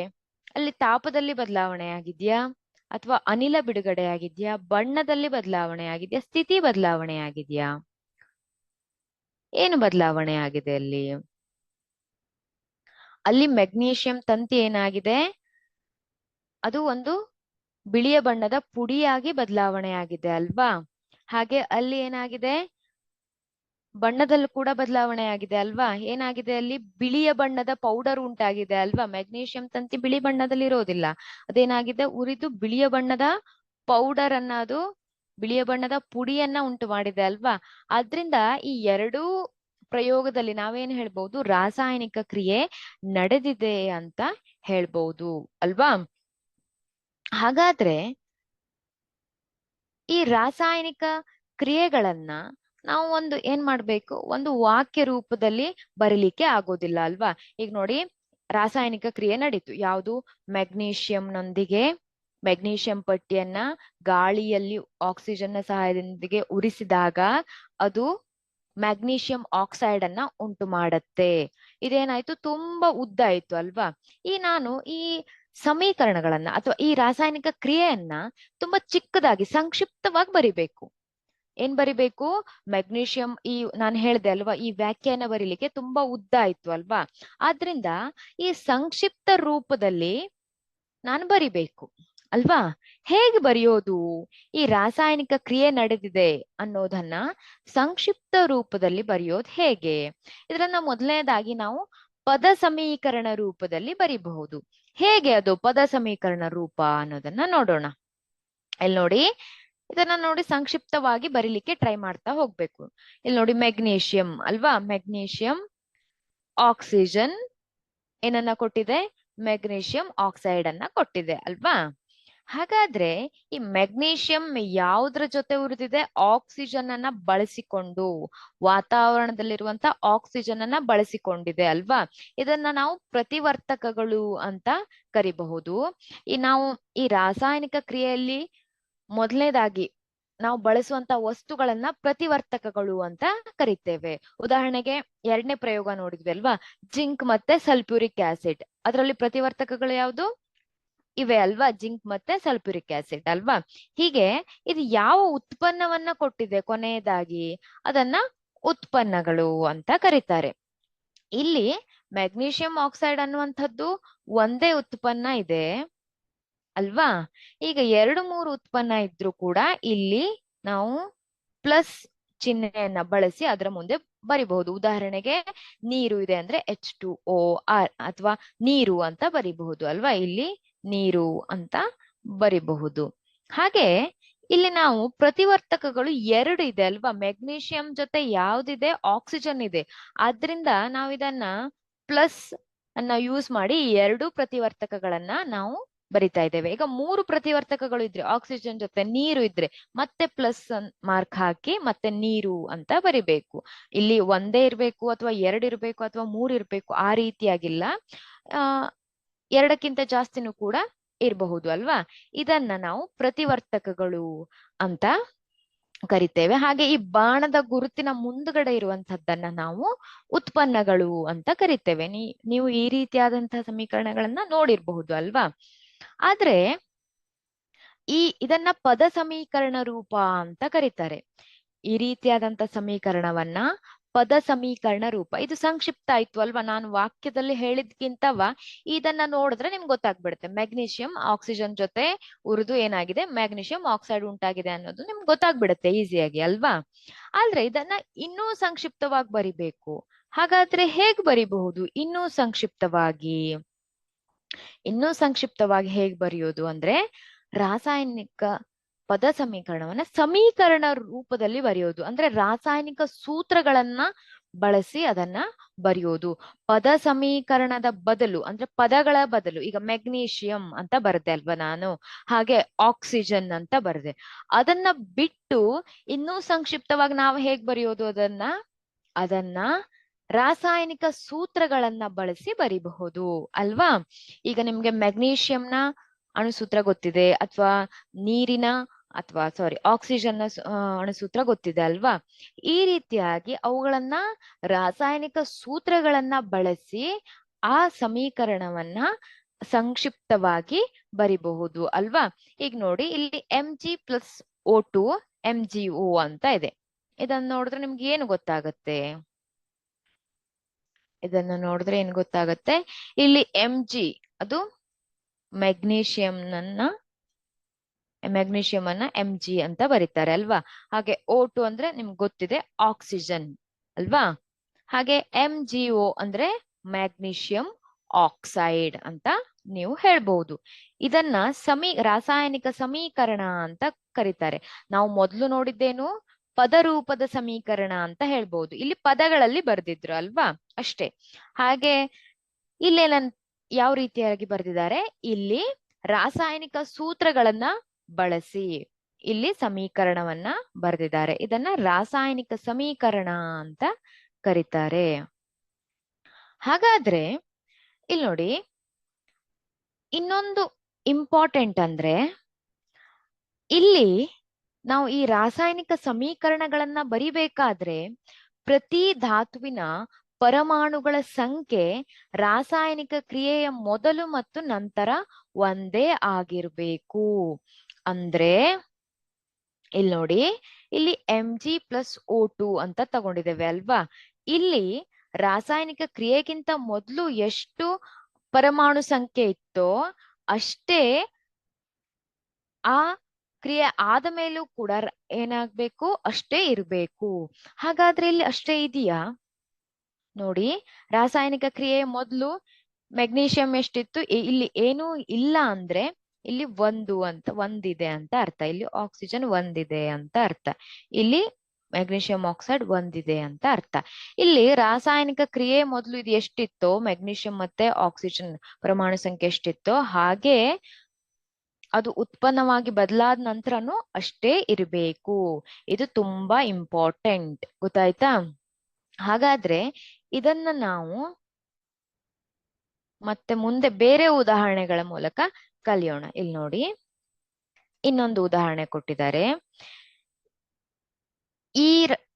ಈ ಪ್ರಯೋಗವನ್ನು ಕೂಡ ನಾನು ಹೇಳಿದ್ದೆ ಅಲ್ವಾ, ಸತು ಅಂದ್ರೆ ಜಿಂಕ್ ಅಲ್ವಾ. ಸತು ಪ್ಲಸ್ ಸಲ್ಫ್ಯೂರಿಕ್ ಆಮ್ಲ ಸತುವಿನ ಸಲ್ಫೇಟ್ ಅನ್ನು ಉಂಟು ಮಾಡುತ್ತೆ, ಹಾಗೆ ಹೈಡ್ರೋಜನ್ ಅನ್ನ ಉಂಟು ಮಾಡುತ್ತೆ. ಸತು ಅಂದ್ರೆ ಜಿಂಕ್, Zn ಅಂತ ಬರೀತಾರೆ ಅಲ್ವಾ, ಜಿಂಕ್. ಸಲ್ಫ್ಯೂರಿಕ್ ಆಮ್ಲ ನಿಮ್ಗೆ ಗೊತ್ತಿದೆ, H2SO4 ಅಂತ ಬರೀತಾರೆ. ಅದು ಏನನ್ನ ಕೊಡತ್ತೆ, ಅದು ಸತುವಿನ ಸಲ್ಫೇಟ್ ಮತ್ತೆ ಹೈಡ್ರೋಜನ್ ಅನ್ನ ಉತ್ಪನ್ನವಾಗಿ ಕೊಡತ್ತೆ ಅಲ್ವಾ. ಇದನ್ನ ಯಾವ ರೀತಿಯ ಸಮೀಕರಣ ಅಂತ ಕರೀತಾರೆ? ಇದನ್ನ ಪದರೂಪದ ಸಮೀಕರಣ ಅಂತ ಕರೀತಾರೆ. ಈ ಪದರೂಪದ ಸಮೀಕರಣವನ್ನ ನಾವೇನ್ ಬರಿಬೇಕು, ಈಗ ರಾಸಾಯನಿಕ ಸಮೀಕರಣದಲ್ಲಿ ಬರಿಬೇಕು ಅಲ್ವಾ. ಅಂದ್ರೆ ಅದರ ಸಂಕೇತವನ್ನ ಬಳಸ್ಕೊಂಡು ಬರಿಬೇಕು ಅಲ್ವಾ. ಸತುವನ್ನ ನಾವು Zn ಅಂತ ಬರೆದ್ವಿ. ಹಾಗೆ ಯಾವುದು ಸಲ್ಫ್ಯೂರಿಕ್ ಆಮ್ಲ ಅಂದ್ರೆ H2SO4. ಸಲ್ಫ್ಯೂರಿಕ್ ಆಮ್ಲ ಇದೇನನ್ನ ಉಂಟು ಮಾಡಿದೆ, ಸತುವಿನ ಸಲ್ಫೇಟ್ ಮತ್ತೆ ಹೈಡ್ರೋಜನ್ ಅಂದ್ರೆ H2. ಇದು ನಮಗ್ ಗೊತ್ತಿದೆ ಅಲ್ವಾ. ಈ ರೀತಿಯಾಗಿ ಬರಿಬೇಕು. ಇಷ್ಟು ಬರೆದ್ರೆ ಮುಗಿದೋಯ್ತಾ ರಾಸಾಯನಿಕ ಸಮೀಕರಣ? ಸರಿಯಾಗೋಯ್ತಾ ಇದು? ಇಲ್ಲ. ನಾವೇನ್ ನೆನ್ಪಿಟ್ಕೊಳ್ಬೇಕು ಅಂದ್ರೆ, ನಾನೇನ್ ಹೇಳಿದೆ, ರಾಸಾಯನಿಕ ಕ್ರಿಯೆಯಲ್ಲಿ ಉಪಯೋಗಿಸುವಂತಹ ಪ್ರತಿ ಧಾತುವಿನ ಪರಮಾಣು ಸಂಖ್ಯೆ ರಾಸಾಯನಿಕ ಕ್ರಿಯೆ ಮೊದಲು ಮತ್ತೆ ನಂತರ, ಮೊದಲು ಅಂದ್ರೆ ರಾಸಾಯನಿಕ ಕ್ರಿಯೆ ನಡೆಯುವ ಮೊದಲು, ಹಾಗೆ ಅದು ಉತ್ಪನ್ನವಾಗಿ ಬದಲಾವಣೆ ಆದ್ಮೇಲೆ ಅದೇನಾಗಿರ್ಬೇಕು, ಅದು ಒಂದೇ ಆಗಿರ್ಬೇಕು. ಹಾಗಾದ್ರೆ ಈ ಪರಮಾಣುಗಳ ಸಂಖ್ಯೆಯನ್ನ ನಾವೀಗ ಲೆಕ್ಕ ಹಾಕೋಣ. ನಿಮ್ಗೆ ಈಗ ನೋಡಿ ಹೇಳ್ಕೊಡ್ತೇನೆ ಹೇಗೆ ಅದನ್ನ ಪರಮಾಣುಗಳ ಸಂಖ್ಯೆಗಳನ್ನ ನೋಡೋದು ಅಂತ ಹೇಳ್ತೇನೆ. ಇಲ್ಲಿ ನೋಡಿ, ಪ್ರತಿವರ್ತಕದಲ್ಲಿ ಅಂದ್ರೆ ಇಲ್ಲಿ ನೋಡಿ, ಪ್ರತಿವರ್ತಕದಲ್ಲಿ ಏನೇನಿದೆ, ಸತು ಇದೆ, ಹಾಗೆ ಸಲ್ಫ್ಯೂರಿಕ್ ಆಮ್ಲ ಇದೆ, ಹಾಗೆ ಸತುವಿನ ಸಲ್ಫೇಟ್ ಇದೆ, ಹಾಗೆ ಹೈಡ್ರೋಜನ್ ಇದೆ ಅಲ್ವಾ. ಇಲ್ಲಿ ನೋಡಿ, ರಾಸಾಯನಿಕ ಕ್ರಿಯೆಗಿಂತ ಮೊದಲು ಸತು ಎಷ್ಟಿತ್ತು, 1 ಇದೆ ಅಲ್ವಾ. ಹಾಗೆ ಇಲ್ಲಿ ಹೈಡ್ರೋಜನ್ ಎಷ್ಟಿದೆ, 2 ಪರಮಾಣುಗಳಿದೆ ಅಲ್ವಾ. ಇಲ್ಲಿ ನೋಡಿ 2 ಅಣುಗಳಿದೆ ಅಲ್ವಾ. ಹೈಡ್ರೋಜನ್ H2 ಅಂತ ಇದೆ. ಹಾಗೆ ಸಲ್ಫರ್ ಎಷ್ಟಿದೆ, ಎಸ್ ಅಂದ್ರೆ ಸಲ್ಫರ್ ಅಲ್ವಾ, ಎಷ್ಟಿದೆ, 1 ಇದೆ. ಹಾಗೆ ಆಕ್ಸಿಜನ್ ಎಷ್ಟಿದೆ, 4 ಇದೆ ಅಲ್ವಾ. ಹಾಗೆ ಇಲ್ಲೂ ಕೂಡ ಉತ್ಪನ್ನದಲ್ಲಿ ಜಿಂಕ್ ಎಷ್ಟಿದೆ, 1 ಇದೆ. ಸಲ್ಫರ್ ಎಷ್ಟಿದೆ, 1 ಇದೆ. ಹಾಗೆ ಆಕ್ಸಿಜನ್ ಎಷ್ಟಿದೆ, 4. ಹಾಗೆ ಹೈಡ್ರೋಜನ್ ಎಷ್ಟಿದೆ, 2 ಇದೆ ಅಲ್ವಾ. ಇದನ್ನ ಈ ರೀತಿಯಾಗಿ ನಾವೊಂದು ಕೋಷ್ಟಕದ ಮೂಲಕ ಏನ್ ಮಾಡಬಹುದು, ಕಂಪೇರ್ ಮಾಡಬಹುದು. ಇಲ್ಲಿ ನೋಡಿ, ಪ್ರತಿವರ್ತಕಗಳಲ್ಲಿರುವಂತಹ ಪರಮಾಣುಗಳ ಸಂಖ್ಯೆ ಅಲ್ವಾ. ಆ ಸಮೀಕರಣವನ್ನ ನೋಡಿ, ಆ ಸಮೀಕರಣದಲ್ಲಿ ಏನಾಗಿದೆ, ಸತು ಎಷ್ಟಿದೆ, 1 ಇದೆ. ಹಾಗೆ ಉತ್ಪನ್ನಗಳಲ್ಲಿ ಎಷ್ಟಿದೆ ಪರಮಾಣುಗಳ ಸಂಖ್ಯೆ, ಸತುವಿನ ಪರಮಾಣುಗಳ ಸಂಖ್ಯೆ 1 ಇದೆ. ಹೈಡ್ರೋಜನ್ ಎಷ್ಟಿದೆ, 2 ಇದೆ ಪ್ರತಿವರ್ತಕಗಳಲ್ಲಿ. ಹಾಗೆ ಉತ್ಪನ್ನಗಳಲ್ಲೂ ಕೂಡ ಎರಡಿದೆ ಅಲ್ವಾ. ಹಾಗೆ ಸಲ್ಫರ್, ಎಸ್ ಅಂದ್ರೆ ಸಲ್ಫರ್, ಪ್ರತಿವರ್ತಕಗಳಲ್ಲೂ ಕೂಡ ಒಂದಿದೆ, ಉತ್ಪನ್ನಗಳಲ್ಲೂ ಕೂಡ ಒಂದೇ ಇದೆ. ಹಾಗೆ ಆಕ್ಸಿಜನ್ ಎಷ್ಟಿದೆ? ಅದು 4 ಪ್ರತಿವರ್ತಕಗಳಲ್ಲಿ, ಉತ್ಪನ್ನಗಳಲ್ಲೂ ಕೂಡ 4 ಇದೆ. ಹಾಗಾದ್ರೆ ಇದನ್ನ ನಾವು ಸರಿಯಾದ ಸರಿದೂಗಿಸಿದ ಸಮೀಕರಣ ಅಂತ ಹೇಳ್ಬಹುದು. ಅಂದ್ರೆ ಈ ಸಮೀಕರಣದಲ್ಲಿ ಧಾತುಗಳಲ್ಲಿ ಮತ್ತೆ ಉತ್ಪನ್ನಗಳಲ್ಲಿ, ಪ್ರತಿವರ್ತಕಗಳಲ್ಲಿ ಮತ್ತೆ ಉತ್ಪನ್ನಗಳಲ್ಲಿ ಏನಾಗಿದೆ ಅಂದ್ರೆ ಒಂದೇ ರೀತಿಯಾದಂತಹ ಪರಮಾಣುಗಳ ಸಂಖ್ಯೆ ಇದೆ. ಇಲ್ಲಿ ನೀವು ಏನು ಪ್ರತಿವರ್ತಕಗಳನ್ನ ಬಳಸಿದ್ರಿ ಅಲ್ವಾ, ಅವುಗಳಲ್ಲಿನ ಪರಮಾಣು ಸಂಖ್ಯೆ ಹಾಗೆ ಈ ಉತ್ಪನ್ನದಲ್ಲಿರುವಂತಹ ಪರಮಾಣುಗಳ ಸಂಖ್ಯೆ ಒಂದೇ ಆಗಿದೆ. ನೀವು ಸಮೀಕರಣವನ್ನಷ್ಟೇ ಬರೆದ್ರೆ ಆಗ್ಲಿಲ್ಲ, ಏನ್ ಮಾಡ್ಬೇಕು, ಅಲ್ಲಿರುವಂತಹ ಪರಮಾಣುಗಳ ಸಂಖ್ಯೆಗಳನ್ನ ನೀವು ನೋಡ್ಕೊಳ್ಬೇಕು. ಹಾಗಾದ್ರೆ ಇದನ್ನ ನಾವು ಈ ಸಮೀಕರಣವನ್ನ ಸರಿದೂಗಿಸಿದ ರಾಸಾಯನಿಕ ಸಮೀಕರಣ ಅಂತ ಹೇಳ್ಬಹುದು. ಹಾಗಾದ್ರೆ ಈ ರಾಸಾಯನಿಕ ಸಮೀಕರಣವನ್ನ ಸರಿದೂಗಿಸೋದು ಹೇಗೆ? ಇದು ಆಲ್ರೆಡಿ ನಾವೇನ್ ಬರ್ದಿದ್ದೇವೆ ಅದು ಸರಿದೂಗಿಸ್ಕೊಂಡಿದೆ ಅಲ್ವಾ. ಹಾಗಾದ್ರೆ ನಾವು ಇನ್ನೊಂದು ಉದಾಹರಣೆ ತಗೊಂಡು ಏನ್ ಮಾಡೋಣ, ಅಲ್ಲಿ ಸರಿದೂಗಿಸಿದ ರಾಸಾಯನಿಕ ಸಮೀಕರಣವನ್ನ ಯಾವ ರೀತಿಯಾಗಿ ಬರೆಯೋದು ಅಂತ ನೋಡೋಣ. ಇಲ್ಲಿ ನಾವೇನ್ ಕೊಟ್ಟಿದ್ದೇವಲ್ವಾ ಅದೇನಾಗಿದೆ, ಅದು ಆಲ್ರೆಡಿ ಸರಿದೂಗಿಸಿದ ರಾಸಾಯನಿಕ ಸಮೀಕರಣ ಆಗಿದೆ. ಆದ್ರಿಂದ ನಾವು ಇನ್ನೊಂದು ಉದಾಹರಣೆ ತಗೊಂಡು ಏನ್ ಮಾಡೋಣ, ಸರಿದೂಗಿಸಿದ ರಾಸಾಯನಿಕ ಸಮೀಕರಣವನ್ನ ಬರೆಯೋದು ಹೇಗೆ ಅಂತ ನೋಡೋಣ. ಇಲ್ಲಿ ನೋಡಿ, ಇಲ್ಲಿ ಒಂದು ರಾಸಾಯನಿಕ ಸಮೀಕರಣವನ್ನ ಕೊಟ್ಟಿದ್ದಾರೆ. Fe ಅಂದ್ರೆ ಕಬ್ಬಿಣ, ಅದು ನೀರಿನೊಂದಿಗೆ ವರ್ತಿಸಿದಾಗ, ಅಂದ್ರೆ ನೀರು ಅಥವಾ ವಾತಾವರಣದಲ್ಲಿರುವಂತಹ ತೇವಾಂಶದೊಂದಿಗೆ ವರ್ತಿಸಿದಾಗ ಅದೇನ್ ಮಾಡುತ್ತೆ, Fe3O4 ಅನ್ನ ಉಂಟು ಮಾಡುತ್ತೆ. ಹಾಗೆ ಇಲ್ಲಿ ಹೈಡ್ರೋಜನ್ ಅನ್ನ ಬಿಡುಗಡೆ ಮಾಡಿದೆ ಅಲ್ವಾ. ಈ ಹೈಡ್ರೋಜನ್ ಅನ್ನ ಅದು ಬಿಡುಗಡೆ ಮಾಡಿದೆ. ಇಲ್ಲಿ ನೋಡಿ, ಈ ರಾಸಾಯನಿಕ ಸಮೀಕರಣದಲ್ಲಿ ಪ್ರತಿವರ್ತಕದಲ್ಲಿ ಮತ್ತೆ ಉತ್ಪನ್ನದಲ್ಲಿ ಒಂದೇ ರೀತಿಯಾದಂತ ಪರಮಾಣುಗಳ ಸಂಖ್ಯೆ ಇದೆಯಾ? ಒಂದೇ ರೀತಿಯಾದಂತ ಪರಮಾಣುಗಳ ಸಂಖ್ಯೆ ನಿಮ್ಗೆ ಕಾಣಿಸ್ತಾ ಇದೆಯಾ? ನೋಡಿ, ಕಾಣಿಸ್ತಾ ಇದೆಯಾ? ನೋಡಿ, ಇಲ್ಲಿ ನೋಡಿ, ಕಬ್ಬಿಣ ಇಲ್ಲಿ ಎಷ್ಟಿದೆ? ಒಂದಿದೆ ಅಲ್ವಾ. ಇದರ ಹಿಂದ್ಗಡೆ ಯಾವುದೇ ಸಂಖ್ಯೆ ಇಲ್ಲ ಅಂತ ಅಂದ್ರೆ ಅಲ್ಲಿ 1 ಅಂತ ನೀವು ತಿಳ್ಕೊಳ್ಬೇಕು. ಹಾಗೆ ಇಲ್ಲಿ ನೋಡಿ, ಉತ್ಪನ್ನದಲ್ಲಿ ಇಲ್ಲೂ ಕೂಡ Fe3 ಅಂತ ಇದೆ. 3 ಅಂದ್ರೆ ಎಷ್ಟಾಯ್ತು? 3 ಇದೆ. ಅಂದ್ರೆ ಇಲ್ಲಿ 1 ಇದೆ, ಇಲ್ಲಿ 3 ಇದೆ. ಇಲ್ಲಿ ಹೈಡ್ರೋಜನ್ ನೋಡಿ 2 ಇದೆ ಅಲ್ವಾ, H2 ಅಂತ ಇದೆ ಅಲ್ವಾ, 2 ಇದೆ. ಇಲ್ಲೂ ಕೂಡ ಹೈಡ್ರೋಜನ್ ಎಷ್ಟಿದೆ? 2 ಇದೆ. ಹೈಡ್ರೋಜನ್ ನ ಸಂಖ್ಯೆ ಸರಿ ಇದೆ ಅಲ್ವಾ, ಪರಮಾಣುಗಳ ಸಂಖ್ಯೆ. ಹಾಗೆ ಆಕ್ಸಿಜನ್ ನೋಡಿ, ಇಲ್ಲಿ ಒಂದೇ ಇದೆ ಅಲ್ವಾ, ಆಕ್ಸಿಜನ್ ಒಂದೇ ಇದೆ. ಹಾಗೆ ಇಲ್ಲಿ ನೋಡಿ Fe3O4, ಇಲ್ಲೇನಾಗಿದೆ? ಆಕ್ಸಿಜನ್ 4 ಇದೆ. ಹಾಗಾದ್ರೆ ನಾನ್ ಮೊದಲು ಏನ್ ಹೇಳಿದೆ, ಪ್ರತಿವರ್ತಕಗಳಲ್ಲಿ ಮತ್ತೆ ಉತ್ಪನ್ನಗಳಲ್ಲಿ ಪರಮಾಣುಗಳ ಸಂಖ್ಯೆ ಏನಾಗಿರ್ಬೇಕು, ಮೊದಲು ಎಷ್ಟಿರುತ್ತೋ ಪ್ರತಿವರ್ತಕಗಳಲ್ಲಿ ಎಷ್ಟಿರುತ್ತೋ ಅಷ್ಟೇ ಏನಿರ್ಬೇಕು ಉತ್ಪನ್ನದಲ್ಲೂ ಕೂಡ ಇರ್ಬೇಕು ಅಂತ ಹೇಳಿದೆ. ಹಾಗಾದ್ರೆ ಏನಾಯ್ತು, ಇಲ್ಲಿ ಪ್ರತಿವರ್ತಕಗಳಲ್ಲಿ ಇರುವಷ್ಟು ಪರಮಾಣುಗಳ ಸಂಖ್ಯೆ ಹಾಗೆ ಉತ್ಪನ್ನದಲ್ಲಿರುವಂತಹ ಪರಮಾಣುಗಳ ಸಂಖ್ಯೆ ಏನಾಗಿದೆ? ಬೇರೆ ಬೇರೆ ಆಗಿದೆ. ಹಾಗಾದ್ರೆ ನಾವೇನ್ ಮಾಡ್ಬೇಕು ಈಗ ಏನ್ ಮಾಡ್ಬೇಕು ಅಂದ್ರೆ ಈ ರಾಸಾಯನಿಕ ಸಮೀಕರಣವನ್ನ ಸರಿದೂಗಿಸ್ಬೇಕು. ಅಂದ್ರೆ ಯಾವ ರೀತಿಯಾಗಿ ಸರಿದೂಗಿಸ್ಬೇಕು ಅಂದ್ರೆ ಅಲ್ಲಿರುವಂತ ಸಂಖ್ಯೆಗಳನ್ನ ನಾವು ಬದಲಾವಣೆ ಮಾಡಿ, ನಾನು ಹೇಳ್ತೇನೆ ಇದನ್ನ ಸ್ಟೆಪ್ ವೈಸ್, ಹಂತ ಹಂತವಾಗಿ ಹೇಳ್ತೇನೆ ಯಾವ ರೀತಿಯಾಗಿ ಅದನ್ನ ಬದಲಾವಣೆ ಮಾಡ್ಬೇಕು ಅಂತ. ಈಗ ನೋಡಿ, Fe ಇದೆ, H2O, Fe3O4 ಮತ್ತೆ H2 ಇದೆ ಅಲ್ವಾ. ಇಲ್ಲಿ ನಾನು ಬಾಕ್ಸ್ ಹಾಕೊಂಡ್ ಬಿಟ್ಟಿದ್ದೇನೆ. ನೀವು ಮುಂದೆ ಬರಿಬೇಕಾದ್ರೆ ಈ ರೀತಿಯಾಗಿ ಬಾಕ್ಸ್ ಹಾಕೊಳ್ಬೇಕು ಅಂತ ಇಲ್ಲ. ನಾನಿಲ್ಲಿ ಯಾಕೆ ಬಾಕ್ಸ್ ಹಾಕೊಂಡಿದ್ದೇನೆ ಅಂದ್ರೆ ಇಲ್ಲಿ Fe ಇದೆ ಅಲ್ವಾ, H2O ಇದೆ, Fe3O4 ಇದೆ, H2 ಇದೆ. ಈ ಸಂಖ್ಯೆಗಳನ್ನ ನಾವು ಬದಲಾಯಿಸಬಾರ್ದು. ಇಲ್ಲಿ ಏನಿದೆ ಅಲ್ವಾ, ಈ ಬಾಕ್ಸ್ ನ ಒಳಕ್ಕೆ ಏನಿದೆ ಅಲ್ವಾ, ಆ ಸಂಖ್ಯೆಗಳನ್ನ ನಾವು ಬದಲಾಯಿಸಬಾರ್ದು. ಅಂದ್ರೆ ಇಲ್ಲಿ ಏನಿದೆ ಅದನ್ನ ನಾವು ಅದ್ರ ಒಳಗಿನ ಸಂಖ್ಯೆಗಳನ್ನ ಬದಲಾಯಿಸಬಾರ್ದು. ನೆನ್ಪಿಟ್ಕೊಳ್ಳಿ, ಇಲ್ಲಿ H2 ಇದೆ ಅಲ್ವಾ, ಈ ಸಂಖ್ಯೆಯನ್ನ ನಾವು ಬದಲಾಯಿಸಬಾರ್ದು. Fe3 ಇದೆ ಅಲ್ವಾ, ಆ ಸಂಖ್ಯೆಯನ್ನ ನಾವು ಬದಲಾಯಿಸಬಾರ್ದು.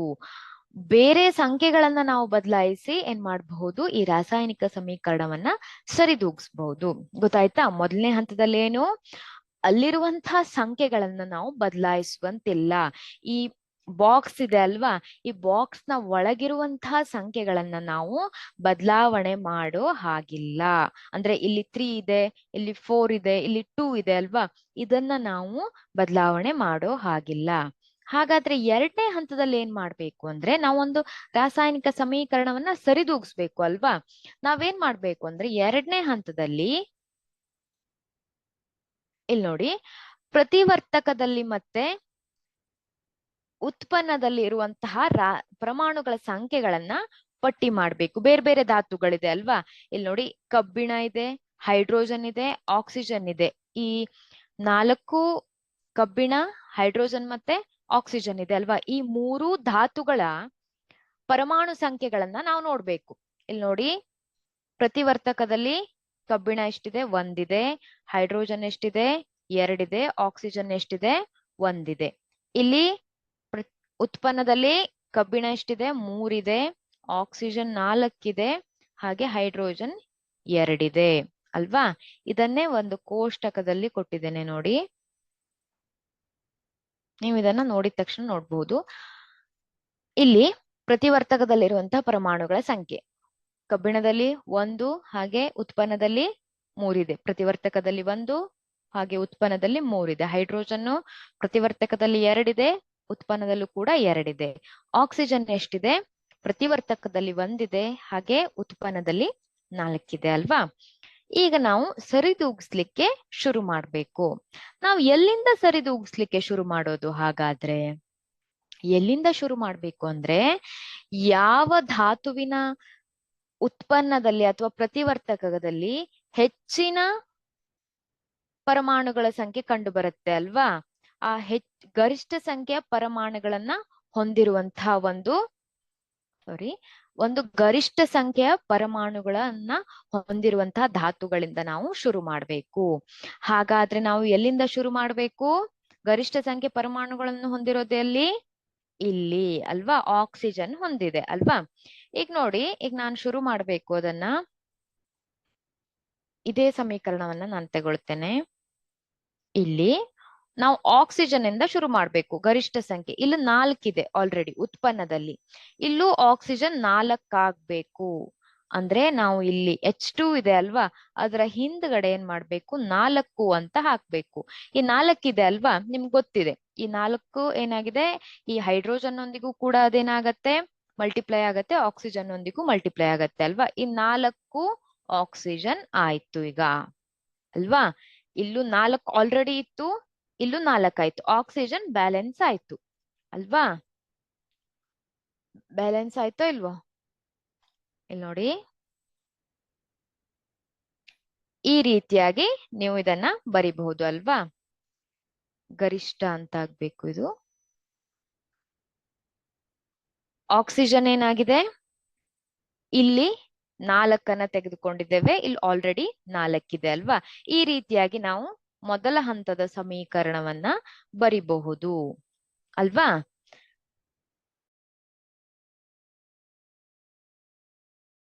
ಕಬ್ಬಿಣ 1 ಇದೆ. ಹೈಡ್ರೋಜನ್ ಎಷ್ಟಾಯ್ತು? ಹೈಡ್ರೋಜನ್ ಇಲ್ಲಿ ಎಷ್ಟಾಗತ್ತೆ, 4 ಆಗತ್ತಾ 8 ಆಗತ್ತಾ? ಹೈಡ್ರೋಜನ್ ಇಲ್ಲಿ ಏನಾಗತ್ತೆ ಅಂದ್ರೆ, ಇಲ್ಲಿ H2 ಅಂತ ಇದೆ ಅಲ್ವಾ, ಅದರೊಂದಿಗೆ ಗುಣಿಸಲ್ಪಟ್ಟು ಏನಾಗತ್ತೆ, 8 ಆಗತ್ತೆ. 8. ಹೈಡ್ರೋಜನ್ ಎಷ್ಟಾಯ್ತು, 8 ಆಯ್ತು. ಆದ್ರೆ ಆಕ್ಸಿಜನ್ ಒಂದಿಗೆ ಕೆಳಗೆ O2 ಅಂತ ಇಲ್ಲ ಅಲ್ವಾ, O ಅಷ್ಟೇ ಇದೆ, ಆದ್ರಿಂದ ಏನಾಗತ್ತೆ, ಅದು 4 ಇರತ್ತೆ. ಹಾಗೆ ಇಲ್ಲಿ ನೋಡಿ, ಇಲ್ಲಿ Fe3 ಅಂತ ಇದೆ, ಇದೆಷ್ಟಿದೆ, Fe3 ಇದೆ. ಹಾಗೆ ಆಕ್ಸಿಜನ್ ಎಷ್ಟಿದೆ, 4 ಇದೆ. ಹೈಡ್ರೋಜನ್ 2 ಇದೆ. ಇಲ್ಲಿ ಆಕ್ಸಿಜನ್ 4 ಇದೆ, ಹೈಡ್ರೋಜನ್ 8 ಆಯ್ತು ಅಲ್ವಾ. ಹಾಗೆ ಇದು 1 ಇದೆ. ಈಗ ನೋಡಿ, ಇಲ್ಲಿ 8 ಇದೆ ಹೈಡ್ರೋಜನ್, ಇಲ್ಲಿ ಎಷ್ಟಿದೆ, 2 ಇದೆ. ಹಾಗಾದ್ರೆ ನಾವು ಇದನ್ನ ಸರಿದೂಗಿಸ್ಬೇಕು. ಹೇಗ್ ಸರಿದೂಗಿಸ್ಬಹುದು? ಏನ್ ಮಾಡಬಹುದು? ನಾನ್ ನೋಡಿ, ಇಲ್ಲಿ ಹೈಡ್ರೋಜನ್ ನ ಹಿಂದ್ಗಡೆ 3 ಅಂತ ಬರಿತೇನೆ. 3 ಅಂತ ಬರೆದಾಗ 3 H2, ಇದೇನಾಗತ್ತೆ, ಈ 3 ಅನ್ನುವಂಥದ್ದು ಇದ್ರೊಂದಿಗೆ ಗುಣಿಸಲ್ಪಡುತ್ತೆ ಅಲ್ವಾ. ಏನಾಯ್ತು, 6 ಆಯ್ತು. 6 ಆದ್ರೆ ಸರಿ ಆಗತ್ತಾ? 6 ಹೈಡ್ರೋಜನ್ ಆದ್ರೆ ಸರಿ ಆಗತ್ತೆ? ಇಲ್ಲ, ಇಲ್ಲಿ 8 ಇದೆ. ಹಾಗಾದ್ರೆ ನಾವು ಎಷ್ಟು ಹಾಕ್ಬೇಕು ಈಗ? ನಾನೀಗ 4 ಹಾಕ್ತೇನೆ. 4 H2 ಅಂತ. 4 ಗುಣಿಸು 2 ಎಷ್ಟಾಯ್ತು? ಈಸ್ ಈಕ್ವಲ್ ಟು 8 ಆಯ್ತು ಅಲ್ವಾ. ಇಲ್ಲೂ ಕೂಡ 8 ಹೈಡ್ರೋಜನ್ ಆಗಿದೆ. ಇಲ್ಲೂ ಕೂಡ ನಾನು 4 ಹಾಕಿದ್ರೆ ಏನಾಗತ್ತೆ, 8 ಹೈಡ್ರೋಜನ್ ಪರಮಾಣುಗಳು ಆಗತ್ತೆ ಅಲ್ವಾ. ನೋಡಿ, ಹಾಗಾದ್ರೆ ಮುಂದಿನ ಹಂತದಲ್ಲಿ ಸಮೀಕರಣವನ್ನ ಯಾವ ರೀತಿಯಾಗಿ ಬರಿಬಹುದು? ಈ ರೀತಿಯಾಗಿ ಬರಿಬಹುದು ಅಲ್ವಾ. ಇಲ್ಲಿ ಕೋಷ್ಟಕದಲ್ಲಿ ಏನ್ ಕೊಟ್ಟಿದ್ದಾರೆ ಅಂದ್ರೆ, ಪ್ರಾರಂಭಿಕವಾಗಿ ಎಷ್ಟು ಹೈಡ್ರೋಜನ್ ಇತ್ತು, ನಾವು ಎಷ್ಟನ್ನ ಹಾಕ್ಬೇಕು ಸರಿದೂಗಿಸ್ಲಿಕ್ಕೆ, ಅದನ್ನ ನಾನು ಇದೇ ರೀತಿಯಲ್ಲಿ ಹೇಳ್ತಾ ಇದ್ದೇನೆ. ಇಲ್ಲಿ ನೋಡಿ, 2ನೇ ಹಂತದಲ್ಲಿ ಏನಾಯ್ತು, ಈ ರೀತಿಯಾಗಿ ಸಮೀಕರಣ ಆಯ್ತು ಅಲ್ವಾ. Fe 1 ಇದೆ, ಹೈಡ್ರೋಜನ್ 8 ಇದೆ, ಆಕ್ಸಿಜನ್ 4 ಇದೆ, ಹಾಗೆ Fe ಎಷ್ಟಿದೆ, ಇಲ್ಲಿ 3 ಇದೆ, ಹಾಗೆ ಆಕ್ಸಿಜನ್ 4 ಇದೆ, ಇಲ್ಲಿ ಹೈಡ್ರೋಜನ್ 8 ಇದೆ. ಈಗ ಏನಾಗಿದೆ, ಹೈಡ್ರೋಜನ್ ಬ್ಯಾಲೆನ್ಸ್ ಆಗಿದೆ, ಆಕ್ಸಿಜನ್ ಬ್ಯಾಲೆನ್ಸ್ ಆಗಿದೆ. ಇಲ್ಲಿ ಎಷ್ಟಿದೆ, ಕಬ್ಬಿಣ Fe3 ಇದೆ ಅಲ್ವಾ, 3 ಪರಮಾಣುಗಳಿದೆ. ಇಲ್ಲಿ ಎಷ್ಟಿದೆ, ಒಂದೇ ಇದೆ. ಈಗ ನಾನು ಈ Fe ಹಿಂದ್ಗಡೆ ಒಂದನ್ನ ಆಲ್ರೆಡಿ ಏನು ಇಲ್ಲ ಅಂತ ಅಂದ್ರೆ ಏನರ್ಥ, ಒಂದಿದೆ ಅಂತ ಅರ್ಥ. ಒಂದು ಹಾಕಿದ್ರೆ ಒಂದೇ ಆಗತ್ತೆ. 2 ಹಾಕ್ತೇನೆ, 2 ಹಾಕಿದ್ರೆ ಬ್ಯಾಲೆನ್ಸ್ ಆಯ್ತಾ? ಇಲ್ಲ, ಇಲ್ಲಿ Fe3 ಇದೆ ಅಲ್ವಾ. ಈಗ ನಾನೇನ್ ಮಾಡ್ತೇನೆ, 3 ಹಾಕ್ತೇನೆ. 3 ಹಾಕಿದ್ರೆ ಬ್ಯಾಲೆನ್ಸ್ ಆಯ್ತಾ? ಇಲ್ಲಿ Fe ಎಷ್ಟಾಯ್ತು? 3 ಆಯ್ತು. ಇಲ್ಲಿ Fe3 ಇದೆ ಅಲ್ವಾ, ಅಲ್ಲೂ ಕೂಡ 3 ಆಯ್ತು. ಈಗ ನೋಡಿ, ಇನ್ನೊಂದ್ಸಲ ಹೇಳ್ತೇನೆ. ಇಲ್ಲಿ Fe ಒಂದೇ ಇದೆ ಅಂದ್ರೆ ಇಲ್ಲಿ ಇದ್ರ ಹಿಂದ್ಗಡೆ ಯಾವ ಸಂಖ್ಯೆ ಇಲ್ಲ ಅಂದ್ರೆ ಒಂದಿದೆ ಅಂತ ಅರ್ಥ, ನೆನ್ಪಿಟ್ಕೊಳ್ಳಿ. ಇಲ್ಲೂ ಕೂಡ ಏನಾಗಿದೆ, Fe3 3 ಪರಮಾಣುಗಳಿದೆ ಅಲ್ವಾ, ಇಲ್ಲಿ ಒಂದೇ ಇದೆ. ಈಗ ನಾನೇನ್ ಮಾಡ್ಬೇಕು, ಇದನ್ನ ಸರಿದೂಗಿಸ್ಬೇಕು. ಇಲ್ಲಿ ನಾನು 2 ಹಾಕಿದ್ರೆ 2 Fe ಆಯ್ತು. ಈಗ ನಾನೇನ್ ಮಾಡ್ತೇನೆ, 3 ಹಾಕ್ತೇನೆ, 3 Fe ಪರಮಾಣುಗಳಾಯ್ತು. ಇಲ್ಲಿ Fe3 ಇದೆ ಅಲ್ವಾ. ಇಲ್ಲೇನಾಯ್ತು, Fe ಕೂಡ ಏನಾಯ್ತು, ಬ್ಯಾಲೆನ್ಸ್ ಆಯ್ತು ಅಲ್ವಾ. ಹಾಗಾದ್ರೆ ಮತ್ತೊಂದ್ಸಲ ಚೆಕ್ ಮಾಡೋಣವಾ. ಈಗ ನೋಡಿ, ಈ ರೀತಿಯಾಗಿ ಸಮೀಕರಣ ಬಂತು ಅಲ್ವಾ. ಮೊದಲನೇದಾಗಿ 3Fe, ಇಲ್ಲಿ Fe3 ಸರಿ ಇದೆ ಅಲ್ವಾ. ಹಾಗೆ 8H2, ಇಲ್ಲೂ ಕೂಡ 8 ಹೈಡ್ರೋಜನ್ ಇದೆ. ಇಲ್ಲಿ ಆಕ್ಸಿಜನ್ 4 ಇದೆ, ಹಾಗೆ ಇಲ್ಲೂ ಕೂಡ ಆಕ್ಸಿಜನ್ O4 ಅಂದ್ರೆ 4 ಇದೆ ಅಲ್ವಾ. ಈಗ Fe3 ಇದೆ ಅಂತ ಅನ್ಕೊಳ್ಳಿ. FeO4 Fe3O4 ಇದೆ ಅಂತ ಅನ್ಕೊಳ್ಳಿ, Fe3. ಈಗ ನಾನು ಇದರ ಹಿಂದೆ 4 ಹಾಕಿದ್ದೆ ಅಂತ ಅನ್ಕೊಳ್ಳಿ. ಈ 4 ಅನ್ನುವಂಥದ್ದು ಈ Fe ಜೊತೆನೂ ಏನಾಗತ್ತೆ, ಗುಣಿಸಲ್ಪಡತ್ತೆ, ಈ ಆಕ್ಸಿಜನ್ ಜೊತೆನೂ ಗುಣಿಸಲ್ಪಡತ್ತೆ. ಅಂದ್ರೆ ಏನಾಗತ್ತೆ ಅಂದ್ರೆ, ಈ 4 3 ಜೊತೆ ಗುಣಿಸಲ್ಪಡತ್ತೆ. ಅಂದ್ರೆ Fe ಎಷ್ಟಾಯ್ತು, 12 ಆಯ್ತು. ಹಾಗೆ ಈ 4 ಈ O4 ಜೊತೆ ಗುಣಿಸಲ್ಪಡತ್ತೆ. ಅದನ್ನ ನೆನಪಿಟ್ಕೊಳ್ಳಿ. ಇಲ್ಲಿ ಏನು ಅಣುಗಳ ಸಂಖ್ಯೆ ಇರತ್ತಲ್ವಾ, ಅದು ಈ ಧಾತುಗಳ ಹಿಂದಿರುವ ಸಂಖ್ಯೆಗಳಿಂದ ಅದೇನಾಗತ್ತೆ, ಗುಣಿಸಲ್ಪಡತ್ತೆ. ನೆನಪಿಟ್ಕೊಳ್ಳಿ. ಇದರಲ್ಲಿ Feನೂ ಇದೆ, ಆಕ್ಸಿಜನ್ ಇದೆ. ಇದ್ರ ಹಿಂದ್ಗಡೆ ನಾನು 3 ಹಾಕಿದೆ ಅಂತ ಅನ್ಕೊಳ್ಳಿ. ಈ 3 ಇದ್ರ ಜೊತೆನೂ ಗುಣಿಸಲ್ಪಡತ್ತೆ, ಹಾಗೆ ಈ O4 ಅಂತ ಇದೆ ಅಲ್ವಾ, ಅದ್ರ ಜೊತೆನೂ ಗುಣಿಸಲ್ಪಡತ್ತೆ. ಅದನ್ನ ನೀವು ನೆನಪಿಟ್ಕೊಳ್ಬೇಕು. ತುಂಬಾ ಬೇಸಿಕ್ ಇದು, ಗೊತ್ತಾಯ್ತಾ. ನೀವು ಯಾವುದೇ ಸಮೀಕರಣವನ್ನ ಅಥವಾ ನಿಮ್ಗೆ ಈಗ 10th PUC ಎಲ್ಲ ಹೋದಾಗೆ ಈ ರೀತಿಯ ಸಮೀಕರಣಗಳು ಬರ್ತಾ ಹೋಗತ್ತೆ. ಆದ್ರೆ ಈ ಸಮೀಕರಣಗಳನ್ನ ನೀವು ಬೈಹಾಟ್ ಹಾಕ್ಬಾರ್ದು. ಈ ಸಮೀಕರಣಗಳನ್ನ ನೀವು 3Fe 4H2O Fe3O4 ಈ ರೀತಿಯಾಗಿ ನೆನ್ಪಿಟ್ಕೊಳ್ಬಾರ್ದು. ನೀವು ಪ್ರತಿವರ್ತಕಗಳನ್ನ ಅಂದ್ರೆ Fe ನೀರಿನೊಂದಿಗೆ ವರ್ತಿಸಿದಾಗ ಏನಾಗತ್ತೆ, Fe3O4 ಮತ್ತೆ H2 ಬಿಡುಗಡೆ ಆಗತ್ತೆ. ಇದನ್ನ ನೀವು ಇದು ಗೊತ್ತಿದ್ದಾಗ ನೀವು ಅದನ್ನ ಏನ್ ಮಾಡ್ಬೇಕು, ಬ್ಯಾಲೆನ್ಸ್ ಮಾಡ್ಬೇಕು. ನೀವೇ ಟ್ರಯಲ್ ಅಂಡ್ ಎರರ್ ಮೆಥಡ್ ಅಂತ ಕರೀತಾರೆ ಇದಕ್ಕೆ. ನೀವು ಫಸ್ಟ್ 1 ಹಾಕಿ ಚೆಕ್ ಮಾಡ್ಬೇಕು, 2 ಹಾಕ್ಬೇಕು, 3 ಹಾಕ್ಬೇಕು. ಆ ರೀತಿಯಾಗಿ ಚೆಕ್ ಮಾಡಿ ಇದನ್ನ ಸರಿದೂಗಿಸಿದ ಸಮೀಕರಣವನ್ನ ಬರಿಬೇಕು. ಯಾಕಂದ್ರೆ ನೀವು 3Fe ಅಂತ ಈಗ ನೆನ್ಪಿಟ್ಕೊಂಡು ಹೋಗಿರ್ತೀರ ಅಲ್ವಾ, ಅದು ಎಕ್ಸಾಮಿಗೆ ಹೋದ ತಕ್ಷಣ ಏನಾಗಿರುತ್ತೆ, ಅದು ನಿಮ್ಗೆ ಮರ್ತ್ ಹೋಗತ್ತೆ. ಆದ್ರಿಂದ ಯಾವುದೇ ಸಮೀಕರಣ ಇರ್ಬೋದು, ನಿಮ್ಗೆ ಈ ಪಾಠದಲ್ಲಿ ಸಮೀಕರಣ ಸರಿದೂಗಿಸುವ ಸಮೀಕರಣ ಹೇಗ್ ಮಾಡೋದು ಅಂತ ಬಂದಿದೆ. ಆದ್ರೆ ನೀವು ಮುಂದೆ ಕಲಿತಾ ಹೋದ ಹಾಗೆ ಏನಾಗತ್ತೆ ಅಂದ್ರೆ ಆ ಸಮೀಕರಣಗಳನ್ನ ನೀವು ತುಂಬಾ ಉದ್ದುದ್ದ ಸಮೀಕರಣಗಳನ್ನ ನೀವು ನೆನ್ಪಿಟ್ಕೊಳ್ಲಿಕ್ ಆಗೋದಿಲ್ಲ. ಆಗ ನೀವೇನ್ ಮಾಡ್ಬೇಕು ಅಂದ್ರೆ ಇದನ್ನ ಬ್ಯಾಲೆನ್ಸ್ ಮಾಡೋದನ್ನ ಕಲ್ತ್ಕೊಳ್ಬೇಕು. ನೀವೀಗ ಇದನ್ನ ಬೈಹಾರ್ಟ್ ಆಗಿ ಉತ್ತರವನ್ನ ಬರಿಬಹುದು, ಆದ್ರೆ ಇದನ್ನ ನೀವು ಈ ಹಂತಗಳನ್ನ ಕಲ್ತ್ಕೊಳ್ಬೇಕು ಸರಿಯಾಗಿ. ಈಗ ನೋಡಿ, ಇಷ್ಟು ಬರೆದ್ರೆ ಆಯ್ತಾ? ಈಗ ರಾಸಾಯನಿಕ ಸಮೀಕರಣ ಏನಾಗಿದೆ? ಸರಿದೂಗಿಸಿದ ರಾಸಾಯನಿಕ ಸಮೀಕರಣ ಆಗಿದೆ ಅಲ್ವಾ? ಯಾಕೆ ಅಂದ್ರೆ ಪ್ರತಿವರ್ತಕಗಳಲ್ಲಿ ಮತ್ತೆ ಉತ್ಪನ್ನಗಳಲ್ಲಿ ಧಾತುಗಳ ಪರಮಾಣುಗಳ ಸಂಖ್ಯೆ ಏನಾಗಿದೆ? ಸರಿ ಇದೆ. ನಾವು ಅದನ್ನ ಆಲ್ರೆಡಿ ಚೆಕ್ ಮಾಡಿದ್ದೇವೆ ಅಲ್ವಾ? ಆದ್ರೆ ಈಗ ಏನ್ ಬರಿಬೇಕು ಅಂದ್ರೆ ನಾವು ಈ ರಾಸಾಯನಿಕ ಸಮೀಕರಣಗಳನ್ನ ಅಷ್ಟೇ ಅಲ್ಲದೆ ಇದರ ಸ್ಥಿತಿಗಳನ್ನ, ಭೌತ ಸ್ಥಿತಿಗಳನ್ನು ಕೂಡ ಇಲ್ಲಿ ಬ್ರಕೆಟ್ ಅಲ್ಲಿ ಬರಿಬೇಕು. ಭೌತ ಸ್ಥಿತಿಗಳನ್ನ ಬ್ರಕೆಟ್ ಅಲ್ಲಿ ಬರಿಬೇಕು. ಭೌತ ಸ್ಥಿತಿಗಳಂದ್ರೆ ಸಾಲಿಡ್ ಇರಬಹುದು, ಘನ, ದ್ರವ, ಅನಿಲ, ಅದು ಯಾವ ರೂಪದಲ್ಲಿದೆ ಅಂತ ಅದನ್ನ ನೀವು ಬರಿಬೇಕಾಗತ್ತೆ. ಇಲ್ಲಿ ಬ್ರಕೆಟ್ ಒಳಗಡೆ ಬರಿಬೇಕಾಗತ್ತೆ. ಹಾಗಾದ್ರೆ ಕಬ್ಬಿಣ ಯಾವ ರೂಪದಲ್ಲಿದೆ? ಸಾಲಿಡ್ ಅಲ್ವಾ? ಎಸ್ ಅಂತ ಬರೀತಾರೆ. ಸಾಲಿಡ್ ಅಂದ್ರೆ ಘನ ರೂಪದಲ್ಲಿದೆ ಅಂತ. ಈಗ H2O ಅದು ಆವಿಯ ರೂಪದಲ್ಲಿದ್ಯಾ, ಗ್ಯಾಸ್ ಅಲ್ಲಿದ್ಯಾ, ಅಥವಾ ಆವಿಯ ರೂಪದಲ್ಲಿದ್ಯಾ, ಅಥವಾ ನೀರಿನ ರೂಪ ಅಂದ್ರೆ ಅಕ್ವಿಯಸ್ ಫಾರ್ಮ್ ಅಂತ ಇರತ್ತೆ ಅಲ್ವಾ? ಅದನ್ನ ಲಿಕ್ವಿಡ್ ಅಥವಾ AQ ಅಂತ ಬರೀತಾರೆ. ಹಾಗೆ ಅನಿಲವನ್ನ ಗ್ಯಾಸ್ ಅಂದ್ರೆ G ಅಂತ ಅದನ್ನ ಬ್ರಕೆಟ್ ಅಲ್ಲಿ ಬರೀತಾರೆ. ಹೈಡ್ರೋಜನ್ ಅನ್ನುವಂಥದ್ದು ಗ್ಯಾಸ್ ಅಲ್ವಾ? ಆ ರೀತಿಯಾಗಿ ಸಮೀಕರಣವನ್ನ ಬರೀತಾರೆ. ಇಲ್ಲಿ ನೋಡಿ, Fe ಅನ್ನುವಂಥದ್ದೇನು? ಅದು ಸಾಲಿಡ್ ಅಂದ್ರೆ ಘನ ರೂಪದಲ್ಲಿದೆ.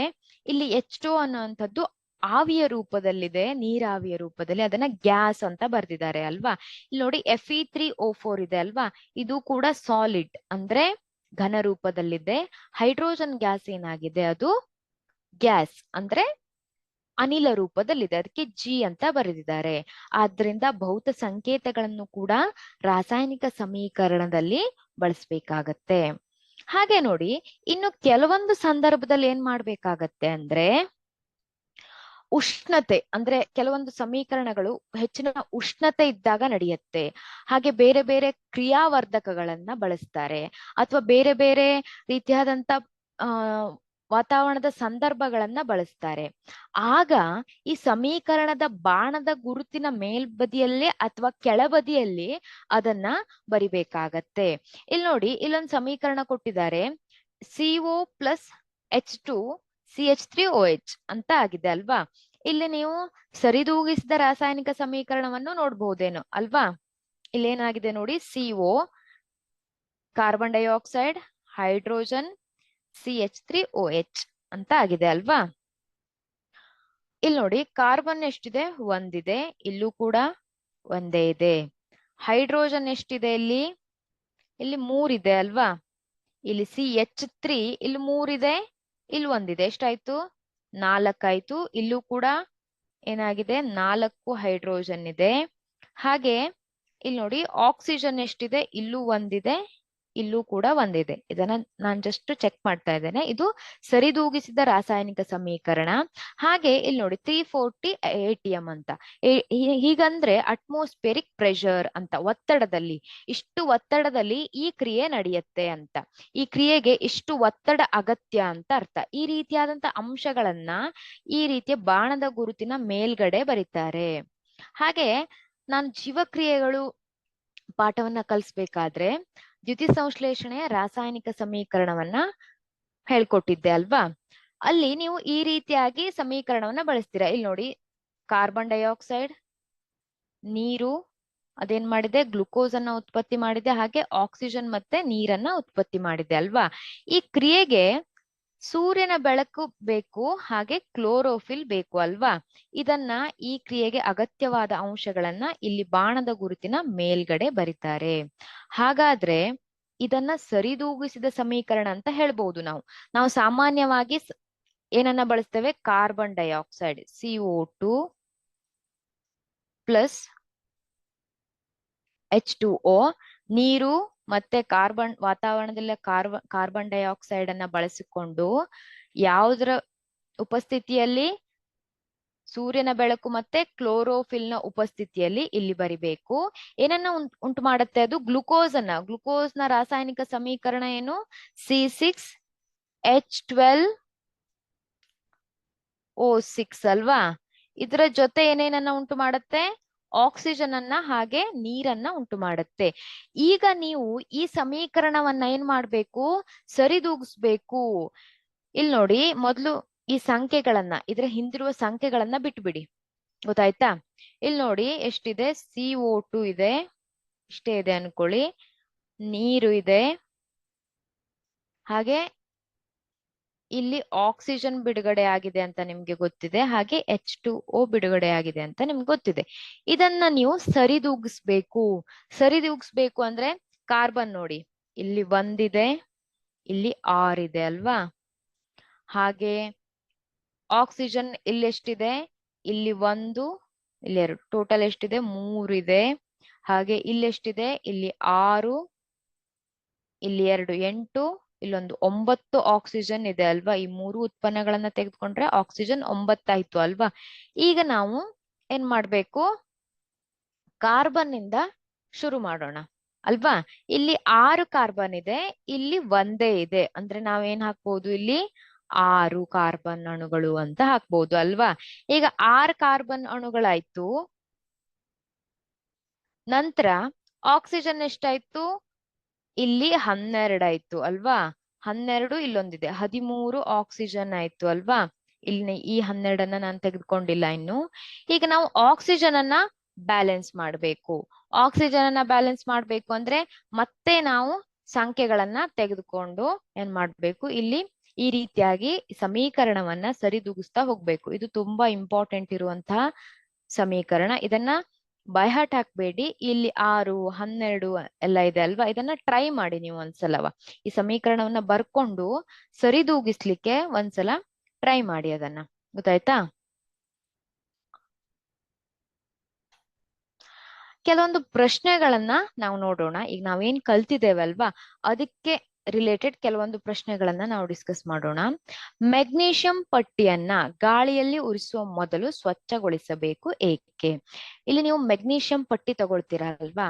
ಅದನ್ನ ಮೊದಲು ಏನ್ ಮಾಡ್ಬೇಕಾಗತ್ತೆ ಅಂದ್ರೆ ಅದನ್ನ ಸ್ವಚ್ಛಗೊಳಿಸಿ ನೀವು ನಂತರ ಅದನ್ನ ಈ ಪ್ರಯೋಗವನ್ನ ಮಾಡ್ಲಿಕ್ಕೆ ಬಳಸಬೇಕು. ಯಾಕೆ ಅಂದ್ರೆ ಈ ಮೆಗ್ನೀಷಿಯಂ ಅನ್ನುವಂಥದ್ದು ಒಂದು ಕ್ರಿಯಾಶೀಲವಾದಂತಹ ಒಂದು ಧಾತು. ಈ ಮೆಗ್ನೀಷಿಯಂ ಕ್ರಿಯಾಶೀಲವಾದಂತಹ ಧಾತು ಅಂದ್ರೆ ಏನು? ಕ್ರಿಯಾಶೀಲವಾದಂತ ಧಾತು ಅಂದ್ರೆ ಅದು ವಾತಾವರಣದಲ್ಲಿರುವಂತ ಗಾಳಿಯೊಂದಿಗೆ ವೇಗವಾಗಿ ವರ್ತಿಸತ್ತೆ. ಹಾಗೆ ಗಾಳಿಯೊಂದಿಗೆ ವರ್ತಿಸಿ ಏನ್ ಮಾಡತ್ತೆ ಅಂದ್ರೆ ಒಂದು ಮೆಗ್ನೀಷಿಯಂ ಆಕ್ಸೈಡ್ ಒಂದು ಲೇಯರ್ ಅನ್ನ ಅದು ತನ್ನ ಸುತ್ತಲೂ ಏನ್ ಮಾಡತ್ತೆ? ಅದು ರೂಪುಗೊಳಿಸುತ್ತೆ. ಅಂದ್ರೆ ಮ್ಯಾಗ್ನೀಷಿಯಂ ಪಟ್ಟಿಯ ಸುತ್ತಲೂ ಏನಿದೆ? ಮ್ಯಾಗ್ನೀಷಿಯಂ ಆಕ್ಸೈಡ್ ಇದೆ. ಆ ಮ್ಯಾಗ್ನೀಷಿಯಂ ಆಕ್ಸೈಡ್ ಏನಿದೆ ಅದು ರಾಸಾಯನಿಕ ಕ್ರಿಯೆಗೆ ಈಸಿಯಾಗಿ ಒಳಗೊಳ್ಳೋದಿಲ್ಲ. ಆದ್ರಿಂದ ಆ ಮ್ಯಾಗ್ನೀಷಿಯಂ ಆಕ್ಸೈಡ್ ಲೇಯರ್ ಅನ್ನ ನಾವೇನ್ ಮಾಡ್ಬೇಕು? ಅದನ್ನ ತೆಗೆದು ರಾಸಾಯನಿಕ ಕ್ರಿಯೆಗೆ ಅದನ್ನ ಒಳಪಡಿಸ್ಬೇಕು. ನೆನಪಿಟ್ಟುಕೊಳ್ಳಿ, ಮೆಗ್ನೀಷಿಯಂ ಇದನ್ನ ಕೇಳ್ತಾರೆ. ಮೆಗ್ನೀಷಿಯಂ ಒಂದು ಕ್ರಿಯಾಶೀಲವಾದಂತಹ ಧಾತು. ಈ ಧಾತು ಏನ್ ಮಾಡತ್ತೆ ಅಂದ್ರೆ ಮೆಗ್ನೀಷಿಯಂ ಧಾತು ವಾತಾವರಣದಲ್ಲಿರುವಂತ ಆಕ್ಸಿಜನ್ ನೊಂದಿಗೆ ವೇಗವಾಗಿ ವರ್ತಿಸಿ ಮ್ಯಾಗ್ನೀಷಿಯಂ ಆಕ್ಸೈಡ್ ನ ಪದರವನ್ನ ಉಂಟು ಮಾಡತ್ತೆ. ಆ ಮ್ಯಾಗ್ನೀಷಿಯಂ ಆಕ್ಸೈಡ್ ನ ಪದರ ಏನಾಗತ್ತೆ ಅಂದ್ರೆ ಅದು ಮತ್ತೆ ಆಕ್ಸಿಜನ್ ನ ಜೊತೆಗೆ ವರ್ತಿಸ್ಲಿಕ್ಕೆ ಕೊಡೋದಿಲ್ಲ. ಆದ್ರಿಂದ ಆ ಆಕ್ಸಿಜನ್ ಅನ್ನ ಮೆಗ್ನೀಷಿಯಂ ಆಕ್ಸೈಡ್ ಅನ್ನ ನಾವು ಏನ್ ಮಾಡ್ಬೇಕು? ತೆಗೆದು ಅದಕ್ಕೆ ಉಷ್ಣವನ್ನ ಒದಗಿಸಿದಾಗ, ಅದನ್ನ ಬರ್ನರ್ ಅಲ್ಲಿ ಸುಟ್ಟಾಗ ಏನಾಗತ್ತೆ? ಆಗ ಮಾತ್ರ ಅದು ಮ್ಯಾಗ್ನೀಷಿಯಂ ಆಕ್ಸೈಡ್ ಅನ್ನುವಂತ ಬಿಳಿಯ ಪುಡಿಯನ್ನ ಉಂಟು ಮಾಡುತ್ತೆ. ಆದ್ರಿಂದ ಅದನ್ನ ಸ್ವಚ್ಛಗೊಳಿಸ್ಬೇಕು ಅಂತ ಹೇಳ್ತಾರೆ. ಇಲ್ಲೊಂದು ಕೆಲವೊಂದು ಪ್ರಶ್ನೆ ಇದೆ ನೋಡಿ. ಈ ಕೆಳಗಿನ ರಾಸಾಯನಿಕ ಕ್ರಿಯೆಗಳಿಗೆ ಸರಿದೂಗಿಸಿದ ಸಮೀಕರಣ ಬರೆಯಿರಿ ಅಂತ ಇದೆ. ಇಲ್ಲಿ ಇದನ್ನ ಕೊಟ್ಟಿದ್ದಾರೆ, ಇಷ್ಟೇ ಕೊಟ್ಟಿದ್ದಾರೆ. ನಾವೇನ್ ಮಾಡ್ಬೇಕು? ರಾಸಾಯನಿಕ ಸಮೀಕರಣವನ್ನ ಬರಿಬೇಕು. ಹೈಡ್ರೋಜನ್ ಅಂದ್ರೆ ನಿಮ್ಗೆ ಗೊತ್ತಿದೆ ಏನು? H2 ಅಂತ ಅಲ್ವಾ? ಹಾಗೆ ಕ್ಲೋರಿನ್ ಅಂದ್ರೆ ಗೊತ್ತಿದೆ, Cl2. ಕ್ಲೋರಿನ್ ನ ಅಣುಸೂತ್ರ ಏನು? Cl2. ಅದು ಏನನ್ನ ಉತ್ಪಾದನೆ ಮಾಡತ್ತೆ ಅಂದ್ರೆ HCl. H2 ಪ್ಲಸ್ Cl2 ಏನ್ ಮಾಡುತ್ತೆ HCl. ನಾವೇನ್ ಮಾಡ್ಬೇಕು ಈಗ ಸರಿದೂಗಿಸಿದ ರಾಸಾಯನಿಕ ಸಮೀಕರಣವನ್ನ ಮಾಡ್ಬೇಕು. H2 ಪ್ಲಸ್ Cl2 HCl ಆಗಿದೆ. ಇಲ್ಲಿ ನೋಡಿ ಹೈಡ್ರೋಜನ್ ಎಷ್ಟಿದೆ, 2 ಇದೆ. ಇಲ್ಲೇನಾಗಿದೆ, ಒಂದೇ ಇದೆ. ಇಲ್ಲೂ ಕ್ಲೋರಿನ್ 2 ಇದೆ, ಇಲ್ಲೂ ಒಂದೇ ಇದೆ ಅಲ್ವಾ. ಈಗ ಏನ್ ಮಾಡ್ಬೇಕು, ಈ 2 ಇರುವಂತಹ ಹೈಡ್ರೋಜನ್ ಅನ್ನ ತೆಗೆದುಕೊಳ್ತೇನೆ ನಾನು. ಈ ಹೈಡ್ರೋಜನ್ ಅನ್ನ ಉತ್ಪನ್ನದಲ್ಲೂ ಕೂಡ 2 ಮಾಡ್ಬೇಕು. ಅಂದ್ರೆ ನಾನಿಲ್ಲಿ 2 ಬರಿತೇನೆ. ಇಲ್ಲೇನಾಯ್ತು, 2 ಹೈಡ್ರೋಜನ್ ಆಯ್ತು. ಹಾಗೆ ಈ 2 ಈ ಕ್ಲೋರಿನ್ ಜೊತೆನೂ ಏನಾಗತ್ತೆ, ಗುಣಿಸಲ್ಪಡತ್ತೆ ಅಲ್ವಾ. 2 Cl ಕೂಡ ಆಯ್ತು ಅಲ್ವಾ. ಆದ್ರಿಂದ ನಾವೇನ್ ಬರಿಬಹುದು, H2 ಪ್ಲಸ್ Cl2 2HCl ಅಲ್ವಾ. ಹೈಡ್ರೋಜನ್ ಕೂಡ ಗ್ಯಾಸ್ ಅಂದ್ರೆ ಅನಿಲದ ಸ್ಥಿತಿಯಲ್ಲಿದೆ, ಕ್ಲೋರಿನ್ ಕೂಡ ಅನಿಲದ ಸ್ಥಿತಿಯಲ್ಲಿದೆ. ಇದು HCl ಅನ್ನುವಂಥ ಒಂದು ಉತ್ಪನ್ನವನ್ನ ಕೊಡತ್ತೆ ಅಲ್ವಾ. ಇನ್ನೊಂದು ಪ್ರಶ್ನೆ ನೋಡೋಣವಾ.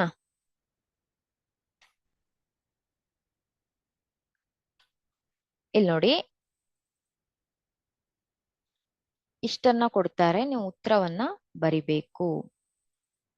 ಸೋಡಿಯಂ ಅಂದ್ರೆ ಗೊತ್ತಿದೆ ನಮ್ಗೆ Na ಅಲ್ವಾ. Na ಪ್ಲಸ್ ನೀರು ಅಂದ್ರೆ H2O ಅಲ್ವಾ. ಈ ರೀತಿಯಾಗಿ ಪದರೂಪದ ಸಮೀಕರಣಗಳನ್ನ ಕೊಡ್ತಾರೆ, ನೀವು ಅದನ್ನ ಸರಿದೂಗಿಸಿದ ಸಮೀಕರಣವಾಗಿ ಬರಿಬೇಕು.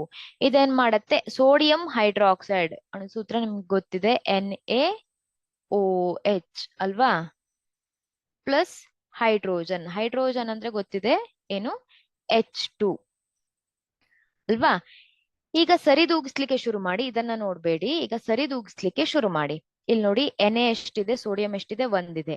ಹೈಡ್ರೋಜನ್ ಎಷ್ಟಿದೆ, 2 ಇದೆ. ಆಕ್ಸಿಜನ್ 1 ಇದೆ ಅಲ್ವಾ. ಇಲ್ಲಿ ಸೋಡಿಯಂ 1 ಇದೆ, ಆಕ್ಸಿಜನ್ 1 ಇದೆ. ಹಾಗೆ ಹೈಡ್ರೋಜನ್ ಇಲ್ಲಿ 1 ಇದೆ, ಇಲ್ಲೊಂದಿದೆ. ಟೋಟಲ್ ಎಷ್ಟಾಯ್ತು, 3 ಆಯ್ತು ಅಲ್ವಾ. ಈಗ ನಾವು ಹೈಡ್ರೋಜನ್ ಅನ್ನ ಬ್ಯಾಲೆನ್ಸ್ ಮಾಡ್ಲಿಕ್ಕೆ ಶುರು ಮಾಡೋಣ. ಇಲ್ಲಿ 3 ಹೈಡ್ರೋಜನ್ ಇದೆ. ಇಲ್ಲಿ ನಾನೇನ್ ಮಾಡ್ತೇನೆ, ಇಲ್ಲಿ 1 ಹಾಕಿದ್ರೆ 2 ಆಯ್ತು. ಈಗ 2 ಹಾಕ್ತೇನೆ ನಾನು, ಎಷ್ಟಾಯ್ತು, ಇಲ್ಲಿ 4 ಹೈಡ್ರೋಜನ್ ಆಯ್ತು ಅಲ್ವಾ.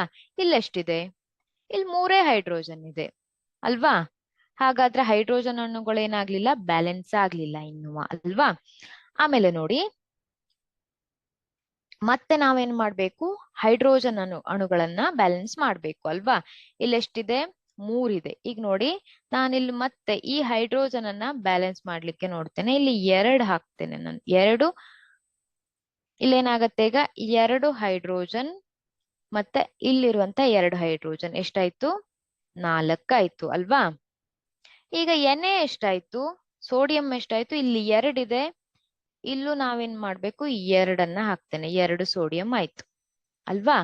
ಹಾಗಾದ್ರೆ ಈಗ ನೋಡಿ, ಸೋಡಿಯಂ 2 ಬ್ಯಾಲೆನ್ಸ್ ಆಯ್ತು, ಹೈಡ್ರೋಜನ್ ಬ್ಯಾಲೆನ್ಸ್ ಆಯ್ತು. ಆಕ್ಸಿಜನ್, ಇಲ್ಲ ಆಕ್ಸಿಜನ್ 1 ಇದೆ. ಹಾಗಾದ್ರೆ ಇಲ್ಲಿ ನೋಡಿ, ಇಲ್ಲೆಷ್ಟಿದೆ ಆಕ್ಸಿಜನ್, ಇಲ್ಲಿ 2 ಇದೆ ಅಲ್ವಾ. ಆಕ್ಸಿಜನ್ ಎಷ್ಟಿದೆ, ಸಾರಿ, ಇಲ್ಲೂ ಕೂಡ ಆಕ್ಸಿಜನ್ 2 ಇದೆ. ಯಾಕೆ ಅಂದ್ರೆ ಇದು ಗುಣಿಸಲ್ಪಡತ್ತೆ ಅಲ್ವಾ. ಇಲ್ಲೂ ಕೂಡ ಆಕ್ಸಿಜನ್ 2 ಇದೆ, ಇಲ್ಲೂ ಕೂಡ ಆಕ್ಸಿಜನ್ 2 ಇದೆ. ಅಂದ್ರೆ ಈ ರೀತಿಯಾಗಿ ಸರಿದೂಗಿಸಿದ ಸಮೀಕರಣವನ್ನ ನೀವು ಬರಿಬಹುದು ಅಲ್ವಾ. ಏನಾಯ್ತು, 2 Na, ಸೋಡಿಯಂ ಕೂಡ 2 ಇದೆ, ಹೈಡ್ರೋಜನ್ 4 ಇದೆ. ಇಲ್ಲಿ 2 ಹೈಡ್ರೋಜನ್ ಇದೆ, ಇಲ್ಲಿ 2 ಹೈಡ್ರೋಜನ್ ಇದೆ, 4 ಇದೆ. ಆಕ್ಸಿಜನ್ ಇಲ್ಲೂ ಕೂಡ 2 ಇದೆ, ಇಲ್ಲೂ ಕೂಡ ಆಕ್ಸಿಜನ್ 2 ಇದೆ ಅಲ್ವಾ. ಬ್ಯಾಲೆನ್ಸ್ ಆಗಿದೆ. ಗೊತ್ತಾಗಿದೆ ಅನ್ಕೊಳ್ತೇನೆ. ಏನಾದ್ರೂ ಡೌಟ್ ಇದ್ರೆ ಅಥವಾ ತಪ್ಪಿದೆ ಅನ್ಸಿದ್ರೆ ನೀವು ಹೇಳ್ಬಹುದು. ಆಯ್ತಾ. ಹಾಗಾದ್ರೆ ಇನ್ನೊಂದು ಇದನ್ನ ನೋಡೋಣ. ಇಲ್ಲಿ ಬೇರಿಯಂ ಕ್ಲೋರೈಡ್ ಅದರ ಅಣುಸೂತ್ರ BaCl2. ಬೇರಿಯಂ ಕ್ಲೋರೈಡ್ ನ ಅಣುಸೂತ್ರ BaCl2, ಬೇರಿಯಂ ಕ್ಲೋರೈಡ್. ಹಾಗೆ ಅಲ್ಯೂಮಿನಿಯಂ ಸಲ್ಫೇಟ್ ಅಂದ್ರೆ Al2SO4 ಥ್ರೈಸ್. Al2SO4 ಥ್ರೈಸ್ ಅಂದ್ರೆ ಅಲ್ಯೂಮಿನಿಯಂ ಕ್ಲೋರೈಡ್. ಇದೇನನ್ನ ಕೊಡುತ್ತೆ ಅಂದ್ರೆ ಬೇರಿಯಂ ಸಲ್ಫೇಟ್ ಅಂದ್ರೆ BaSO4 ಅನ್ನ ಕೊಡುತ್ತೆ. ಹಾಗೆ AlCl3 ಅಂದ್ರೆ ಇದು ಅಲ್ಯೂಮಿನಿಯಂ ಕ್ಲೋರೈಡ್ ಅನ್ನ ಕೊಡುತ್ತೆ. ಇದನ್ನ ನೀವು ಸರಿದೂಗಿಸ್ಲಿಕ್ಕೆ ಟ್ರೈ ಮಾಡಿ ಆಯ್ತಾ. ಇದನ್ನ ಯಾವ ರೀತಿಯಾಗಿ ಸರಿದೂಗಿಸಬಹುದು ಅಂತ ಈ ಸಮೀಕರಣವನ್ನ ಸರಿದೂಗಿಸ್ಲಿಕ್ಕೆ ಟ್ರೈ ಮಾಡಿ. ನಾನು ಇದನ್ನ ಮುಂದಿನ ಕ್ಲಾಸಲ್ಲಿ ಹೇಳ್ತೇನೆ ಯಾವ ರೀತಿಯಾಗಿ ಸರಿದೂಗಿಸಬಹುದು. ಈ ಬೇರಿಯಂ ಕ್ಲೋರೈಡ್ ಅಲ್ಯೂಮಿನಿಯಂ ಸಲ್ಫೇಟ್ ಏನ್ ಕೊಡುತ್ತೆ, ಬೇರಿಯಂ ಸಲ್ಫೇಟ್ ಮತ್ತೆ ಅಲ್ಯೂಮಿನಿಯಂ ಕ್ಲೋರೈಡ್ ಅನ್ನ ಉಂಟು ಮಾಡುತ್ತೆ. ಇದನ್ನ ಸರಿದೂಗಿಸಿದ ಸಮೀಕರಣವನ್ನ ನೀವು ಬರಿಬೇಕು. ಇದನ್ನ ಮುಂದಿನ ಕ್ಲಾಸಲ್ಲಿ ನಾನು ಹೇಳ್ತೇನೆ. ಆಯ್ತಾ? ಇದನ್ನ ಯಾವ ರೀತಿಯಾಗಿ ಸರಿದೂಗಿಸೋದು ಅಂತ. ಏನಾದ್ರೂ ಡೌಟ್ ಇದೆಯಾ? ಇಷ್ಟು ಕಲಿತಂತ ಭಾಗದಲ್ಲಿ ಏನಾದ್ರೂ ಡೌಟ್ ಇದೆಯಾ ನಿಮ್ಗೆ? ಏನಾದ್ರೂ ಡೌಟ್ ಇದ್ರೆ ನೀವು ಕೇಳಬಹುದು.